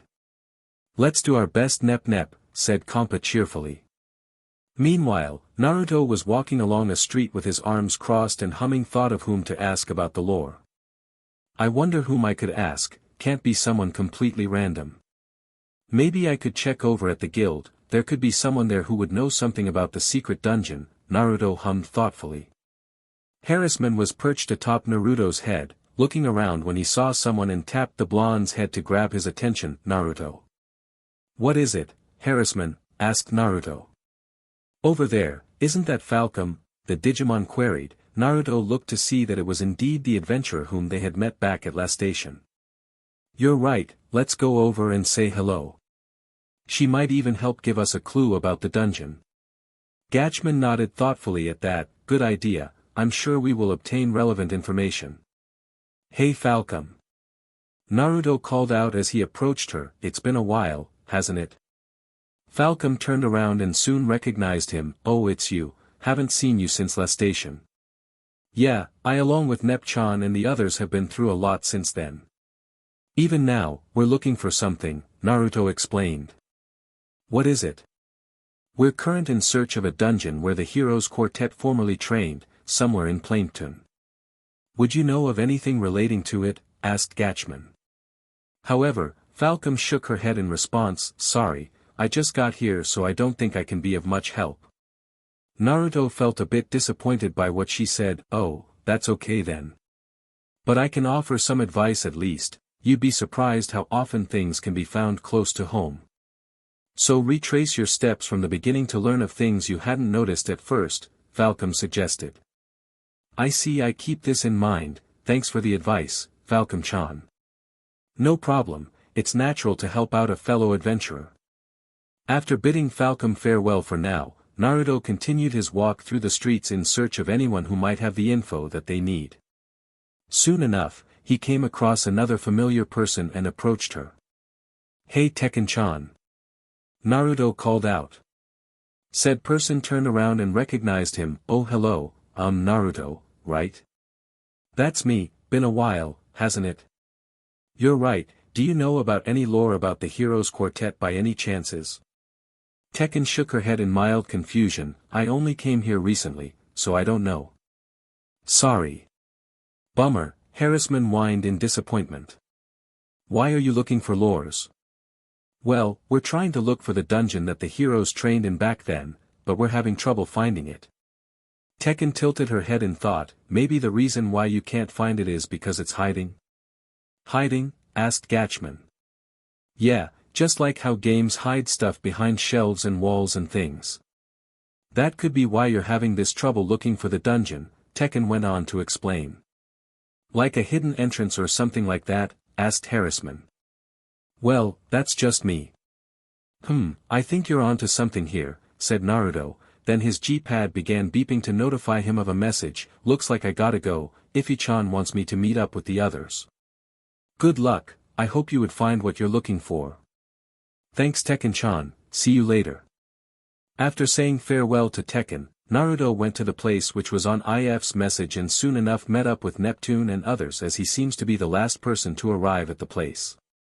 Hey guys, hope I didn't keep you waiting, Naruto called out to them. Vert waved his apology off. No need to worry cutie, you didn't take long. Noire huffed as she looked away from him. You need to be more punctual with your timing. Don't pay the loner any mind, you came after all, said Neptune. Quit calling me a loner, Neptune. Noire stomped her foot on the ground in anger. So, did any of you find anything? Asked If, but the others responded in the negative until Neptune ended up being the last one. I got nada except for this stick here. Neptune held out the aforementioned stick. You just what is wrong with you? Not even the BRT would be this slow, said K9 in exasperation. Puchiko gave it to me, said I should toss it to the ground and follow the direction where it's pointing at. Neptune explained. If Sweat dropped at this, that's rather random, Neptune. Even so, we don't have any other leads right now. We might as well use this at the moment, there's a chance of us finding something new, Blanc pointed out. Ah, that's my Blanc. Neptune cheered happily. Might as well give it a toss and see where it points to. said Noire. Okie dokie. Neptune tossed the stick into the air for it to drop to the ground, and everyone looked at which direction it was pointing at. It's pointing towards the forest outside of the city. If hummed thoughtfully, but the only thing there is the natural park and the underground cave. Let's go and check iffy, we did find lots of things there before. We could find something new again, said Compa. Alright then, let's go. The group checked around the natural park for any clues but found nothing in the end, so that left them with the underground cave to search through. Surprisingly, they ran into CyberConnect 2 or CC2 for short there, who was on a quest of her own and continued on their way to the underground cave. So, is this where you found the first key fragment? Asked Noire. Compa nodded in affirmation, that's right. I see. What is it? Asked If. I don't why, but something seems to be bugging me for some reason. I'm sure you'll know soon enough, just need to find anything that could clue us in on locating Histoire. I guess so. Alright Gatchman, Harassman. Time to do your thing, said Naruto fondly. The Digimon hopped off his shoulder and hood to the ground and turned to face him. Okay / leave it to us, said Harassman and Gatchman respectively. They proceeded to examine the area around them. Harassman sniffed around to pick up any unusual scent, and Gatchman used his magnifying glass to scan for any oddity until soon enough, their investigation took them to a dead end for some reason. How interesting, let Naruto know we found something, said Gatchman, staring intently at the wall. Naruto, we found something. Harassman called, gaining the attention of him and the others as they came over. Why are you calling us over to a dead end? Asked If confusedly. I can understand why you feel that way when looking at it, but only when viewing it normally, said Gatchman. Noire frowned slightly. You mean it's not really a dead end? Yeah, I'm picking up sense right through it, Harassman explained. Not only that, scans show that energy is being used to conceal something beyond this supposed wall, Gatchman added. If that is true, then, Blanc picked up a stone from the ground and tossed it at the wall only for it to go through instead of clattering against it. There really is a hidden path to the dungeon. Then that means we found the dungeon where the quartet trained before, said Vert. Good job you two, you're definitely getting lots of pudding when we get back, said Compa happily, making the Digimon feel a bit shy from the affection. Now, let's go in and find Histy. Neptune eagerly went through the elusive wall. Wait for us Neptune, now's not the time to act recklessly, said Noire following after her with the others close behind. The dungeon which they were currently appeared to be something straight out of a Famicom-themed video game, with even the monsters inside of it taking part of the theme as well. Regardless, the party traversed through the dungeon whilst defeating the monsters along the way and acquiring the monster drops afterwards. Harassman found new weapons for Vert and If, the Strike Lancer and Freak Diamond respectively, which were a lot stronger than what they were equipped with. Histy should be around here somewhere. Histy. Where are you? Neptune called out, looking around for any sign of the one they were looking for. A voice then spoke up in response, I've been waiting for you, Neptune. It took you long enough. Everyone turned to see someone annoyingly familiar at this point. Arfoire, how did you get here before us? Asked Noire in confusion. Oh no, Naruto muttered with growing dread. What is it? Asked Blanc. I should have seen it from a mile away. Except for the one we found in the underground cave, all of the key fragments were either dropped by Arfoire or given to us. It could also explain why she didn't make any strong attempts to get them back from us, Naruto theorized, the pieces coming together. Which means that she knew we would show up with the key fragments and Neptune. So that's what's been bugging me ever since we came in here, said Noire in realization. Nep, you need to get out of here. It's a trap. If called out urgently. Arfoire smiled in amusement, a bit late for that, I'm afraid. She snapped her fingers, then a loud roar was heard from behind the group, causing them to turn around and see yet another one of those Killachines. But there's something different about this one. Why don't you stay a bit longer? There's much I can entertain you with. Neptune took a step back in shock. When did that monster get behind us? Noire immediately transformed into her HHD form and brandished her sword. Monster or not, we'll have to defeat it. Blanc followed suit and went in her HDD form. No matter, I'll crush whatever stands in my way. I hope you're right, said Vert before transforming. Watch yourself, Nep. She's mainly targeting you, so don't let your guard down, said If. Neptune responding in affirmation, Roger that, then she transformed into her HDD form like the rest. Okay guys, let's do this. Naruto held out his hands for the biometals to fly into them, Model X and Model Z, double mega merge. The biometals proceeded with the transformation. BioLink established, MEGA system online. Naruto was engulfed in a dome of light before dissipating to reveal him as Megaman ZX with the ZX saber at the ready. Same old song and dance, taking point. Naruto dashed past the others towards the machine-type monster with great speed before leaping into the air, whirling crash slash. He performed a twirling slash with the Z-saber only for the monster to block it with one of its weapon, then flung him back without much effort. Naruto recovered in midair to land on his feet with a skid. This thing is way stronger than the normal ones. I'll crush it all the same, Zersterung. Blanc rushed in with a slide whilst spinning round with her plasma axe before stomping HRD on the ground to form cracks underneath her feet and attacking with a powerful swing. Again the monster blocked the attack with its spiked mace before sending her flying with a swing of its axe. This is rather disconcerting, Silhet spear. Vert twirled her spear to summon the green magic circle next to her for a large wooden spiraled spear to shoot out and strike the Kilokeen, but it seemed to have not inflicted the expected damage, shattering the wooden spear with a single blow. Naruto raised the Z-saber above his head with both hands and channeled energy into the blade for it to begin glowing bright yellow. Full charge, wave sever attack. He performed a heavy overhead slash that sends out a large wave of energy. The monster crossed both weapons in front of it to block the attack. Now's your chance, take the shot. Noire and Neptune swooped in from above with their blades at the ready to attack the head when they were suddenly intercepted by magic blasts from Arfoire and shot down to the ground. At that time, Naruto's ranged attack dissipated with the monster emerging from it mildly damaged, much to everyone's annoyance. Humph, did you simply expect me to stand there and watch you fight my monster by its lonesome? How delusional, Arfoire sneered at the group.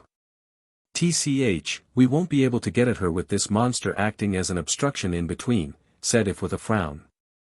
I believe it's about time that we bring this farce to an end. Arfoire snapped her fingers, causing the machine to begin gathering energy within itself. Having a gut feeling that something big is about to happen, Naruto darted forward to position himself in front of everyone with the shield boomerang equipped to his forearm. Full charge, guard shield. The shield boomerang created a yellow circular shield of energy large enough to defend the party right as the monster unleashed a radial blast of energy. The shield struggled to hold against the blast, but soon cracks began to appear all over before shattered to pieces and everyone received great damage, knocking them all to the floor. What power, If groaned out. DMN it, we couldn't take it down even when working together. Blanc snarled in frustration. This Kilokeen most definitely differs from the ones we have faced before, said Mages. With a deep frown. It's specifically designed to battle and also uses the powers which I had copied from you, said Arfoire. You had been planning for this when we would show up to rescue Histoire, said Naruto. It should be no surprise since I was the one who created the discs after all. Noire spoke in defiance. Don't go thinking that you would win through your disgusting methods. Seems to me like you have some energy left to be able to talk to me like that. Then let me show you the monster's true power. Arfoire snapped her fingers for the monster to unleash a flash of light all around before fading to reveal all of the CPUs, and Naruto have been forcefully reverted to their base forms. What? Neptune looked at herself in confusion. Our HDD was cancelled, said Noire in shock. This is just like when we fought the Heartbreaker, said Vert. How else was I inspired to prepare such countermeasures for you all, said Arfoire smugly. Nep, you need to run. Get out of here, said If urgently. Neptune was rather hesitant in abandoning everyone, but Naruto stepped forward with the Monadu held in hand. Listen to her, we can't let Arfoire take your power. Go on ahead and we'll catch up to you. Arfoire appeared to be amused by this. Do you seriously believe that you can take my monster on as you are right now? Considering how we've been beating you time and again, I don't see that changing any time soon, the blonde ninja aspirant retorted. Then do entertain me. Arfoire snapped her fingers, commanding the monster to attack. Naruto swiped his hand over the screen of the Monadu to change from blue to light blue with a change in the kanji, Monadu speed. The Monadu opened up to generate a medium light blue energy blade, duelist. He proceeded to move at blurring speeds, avoiding the monsters and countering with his own strikes whilst utilizing the power of foresight. He felt himself beginning to slow down and realized that the duration of his boost is almost up.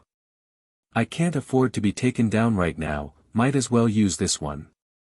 Monadu armor. The kanji changed as well as the color switched from light blue to orange as Naruto's body is enshrouded in an orange aura, signifying a boost in his defenses and physical strength as he could block incoming attacks with slight knockback from the impacts via the flat side of the energy blade, rising sword. Naruto reared the Monadu back before performing a jumping uppercut to launch himself into the air and inflict damage. The followed up with a combo of aerial slashes before propelling himself backwards with a kickflip. Quite stubborn. I wonder how long you're going to keep up this delusion, said Arfoire in bemusement. Delude this Monadu buster. He raised Monadu above his head as it opened up to generate a long glowing blade of energy, then he brought it down to cleave the monster, to which it quickly crossed its weapons in front of it to block. Naruto strained his body to break through the guard with the monster refusing to succumb in response. Pull back and summon me, hatchling. You're taking too big of a risk facing the witch and her monster all on your own, said Drago urgently.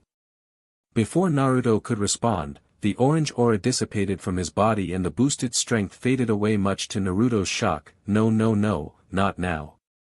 The monster immediately overwhelmed him and slammed its giant mace into his body before he could escape with the substitution jutsu, sending him flying and tumbling along the ground before finally stopping and laying on the ground unmoving, with the Monadu disappearing to reveal that he has been knocked unconscious. Like I said before, delusional, said Arfoire smugly. Naruto. Neptune began to run towards the boy only for the monster to intercept her and loom over his beaten body with a weapon raised to finish him at any time.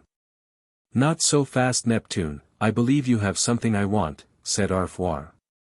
Don't do it, Neptune, don't let her take your powers, said Noire urgently. Is that so? So, you wouldn't mind if I do this? Arfoire fired an energy blast at the ground close to Naruto, causing everyone to gasp in horror. By now, I doubt I need to explain anything on this scenario. Blanc gritted her teeth in frustration. DMN it. That old hag has in a box here. The Digimon wanted to help but can't in their current state. If only we had digivolved earlier, this wouldn't have happened, Gatchman grumbled, holding back the clearly distressed Harassman. Now then, I am sure you know what is at stake here, your power in exchange for the lives of your friends, unless of course you don't value them as much as you say you do, said Arfoire arrogantly, seeing that she was holding all the cards in this game with extremely little chance of losing. Don't listen to her, it's a bluff, said If. Arfoire simply retorted, does my monster hovering over the boy as a guillotine count as a bluff? I think you need to check if your eyes are working properly. So, you want me to let you copy my power? Asked Neptune hesitantly. Not just a copy but an actual trade. But doing that would mean that Nep won't be able to transform into a goddess, said Kompa with worry. She would be in the same condition as I was, Vert added. You'd better not give your power to her. Blanc glared at Neptune, but a part of her still worries about Naruto. Protecting one's path is also the path of the ninja, please go. Marvy pleaded. Neptune looked at everyone and recounted everything they had gone through up to this point before finally responding, alright, you can take my power but let my friends go. Everyone was flabbergasted at her decision and If made it known vocally, are you stupid, Nep? What are you thinking? All of you are my friends, there's no way I'm going to leave you all behind to die. I may act silly and not take things seriously, but it doesn't change that I really care about all of you, said Neptune with absolute seriousness similar to her persona in HDD. Neptune, Moore didn't know whether to feel irritated or touched by her words, the same could be said for the others. A smart decision, now hold still, Arfuar aimed an arm towards Neptune as a black aura shot out and grabbed Neptune, extracting a purple orb of light which was absorbed into her. Finally, I have the powers of all 4 goddesses. Neptune panted in mild exhaustion, feeling a bit weaker now that her powers are gone. A deal is a deal, now let Naruto and the others go. However, Arfuar scoffed in response, did you seriously think I was going to keep my end of the bargain? How naive can you be? What? You liar. You said you would let them go. Neptune yelled in anger. The witch snorted at the reaction, before I get rid of all of you let me show you something. She snapped her fingers, summoning a tome which is wrapped in chains with a lock at the center. This tome here is the sealed form of the one you call Histoire.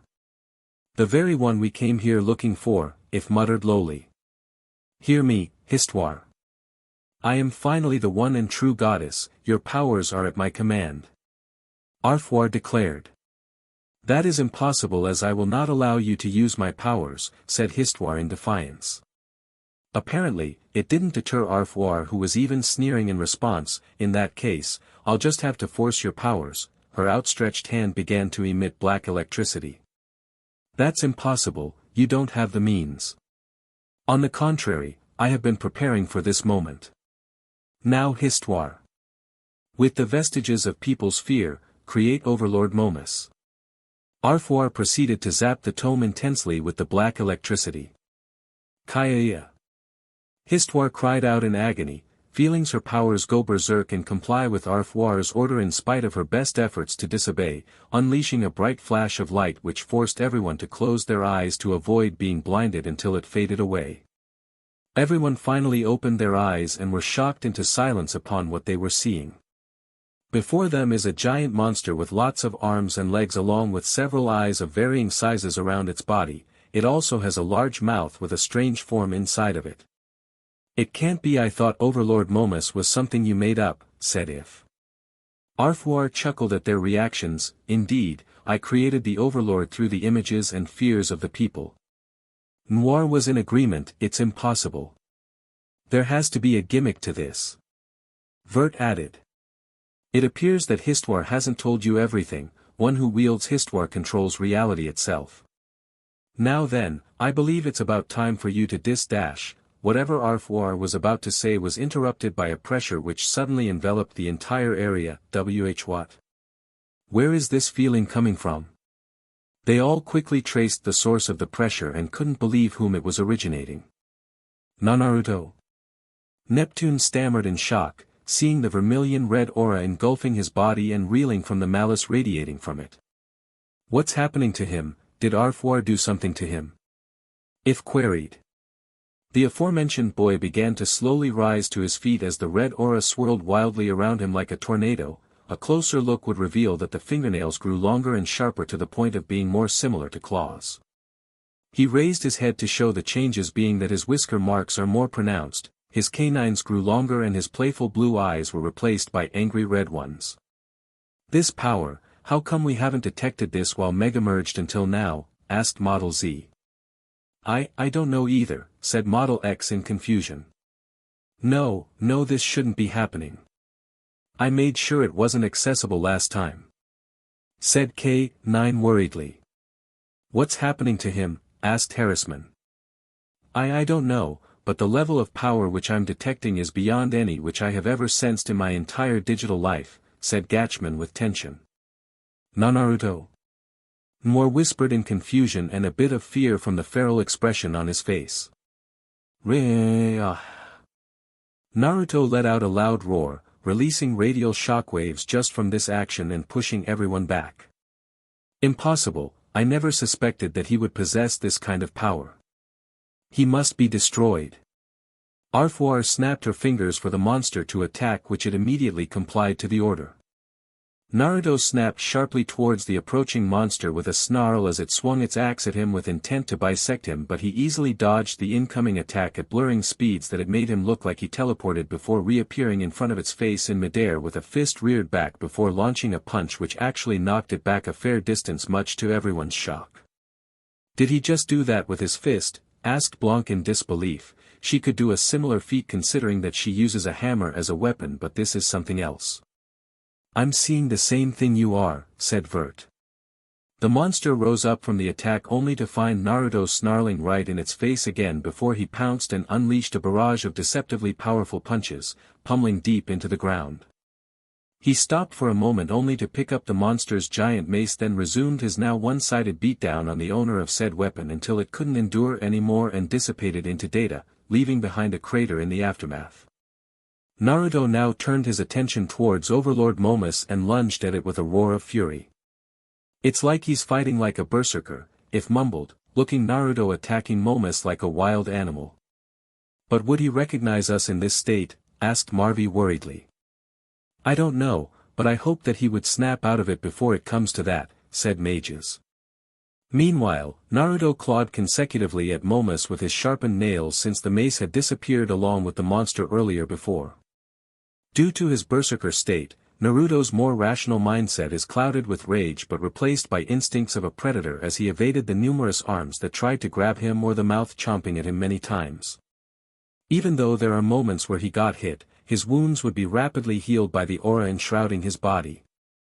After skidding away from Momus to avoid a bite attack from it, Naruto dashed forward whilst running on all fours before leaping high into the air, then swooping back down with a fist reared back.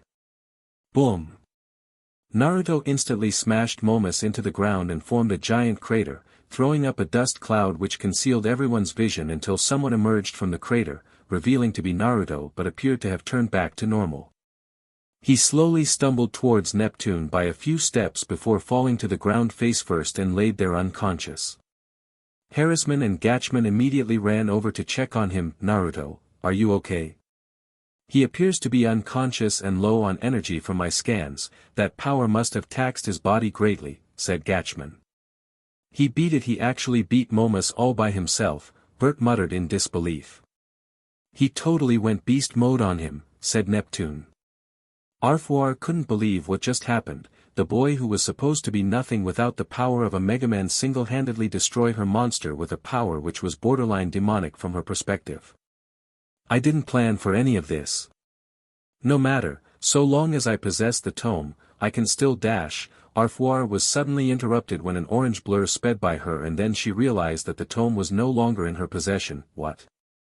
The blur stopped in front of the group, revealing to be Marvy holding the tome in her hands. A ninja never wastes a chance when an opportunity presents itself, even in the direst of times. Now that we've got Histoire and the monster which was preventing us from transforming is dealt with, or switched to her HDD form, we can now settle things here.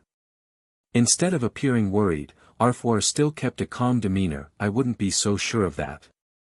What the heck is that supposed to mean? Asked Blanc. Vert noticed something from the corner of her eye and turned towards it only to be surprised by what she's seeing. Blanc, look over there. They all turned to see pieces of Momus come back together before letting out a loud roar much to their disbelief. It's been revived.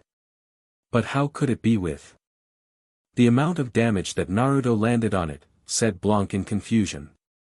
Arfuar chuckled in response. I told you before, Momus was created by the image and fears of people. Mages hummed in thought before coming to a worrying conclusion. In other words, it will continue to revive as long as the people believe in its existence. How devious of you to have planned this countermeasure from the beginning. Then how can we beat it? Asked Kompa worriedly. Now that the BRT is out of commission, Momus, destroy them all. Arfuar commanded. Everyone. Close your eyes and just run. Marvy reached into her melons and pulled out a flash bang which she threw to the ground to release a bright flash of light, taking Arfuar by surprise and blinded her temporarily. What? I'll get Naruto and the Digimon. Noire quickly flew over to pick him and the others up before rejoining the others as they made their escape. Arfuar regained her sight only to discover that they had escaped at that very moment. Much to her annoyance, they got away. No matter, they have no chance of defeating me since I have the power of the CPUs and Momus, though I must prepare to deal with that boy's power. That was too close for comfort, said Kompa tiredly, dropping on one of the couches in her apartment along with the others as Noire gently placed Naruto on a sofa with concern in her eyes. Things would have turned quite badly if not for Naruto and Marvy, said Vert. Blanc turned to speak to the kunoichi. Do you always carry those things around? She eyed Marvy's melons rather intently and wondered what else she had in there, making her feel a bit self-conscious. As a ninja, I need to be prepared for anything. Thought I'd prefer not using them in the first place, said Marvy. Speaking of which, how is Naruto doing? Asked If. Kampa was doing a checkup on the blonde ninja aspirant before responding. I just checked and his body is completely healed by itself. I'm guessing that power must have done that, but it felt so scary. I get the feeling that Naruto wasn't even aware of it until now, otherwise he would have brought it up, said Vert. And besides that, Blanc turned to glare at Neptune. Why did you have to offer your power when we specifically told you not to do so? But she was going to kill you all and I didn't want that to happen, Neptune protested. We still could have been able to handle things, plus she was definitely not going to hold her side of the deal. I'm sorry to interrupt, but I would appreciate it if my seal is broken, Histoire spoke up awkwardly. Sorry about that, things were kinda tense and all that, Neptune spoke sheepishly. That's right, we have Histoire here with us. She can help, said Harrisman. In that case, how do we break the seal? Asked Vert. By putting the fragments together to form a single key. It was why they were scattered all over Gamindustry, Histoire explained. Kinda like a 3D puzzle, said Kampa. Then I shall partake in its assemblance, Gatchman spoke up eagerly. Excluding the obvious, the group began working on putting the pieces together with multiple attempts and redos until they finally succeeded in forming the key to break the seal. Alright, all done. Neptune held up the assembled key before everyone. Now then, time to rise and shine, Histy. She inserted the key into the lock and gave it a twist. Several clicks could be heard, then the seal glowed brightly before shattering into pieces. The tome wasted no time in hovering in the air and opening itself up, with the pages rapidly turning before the glowing dissipated to reveal someone sitting on it.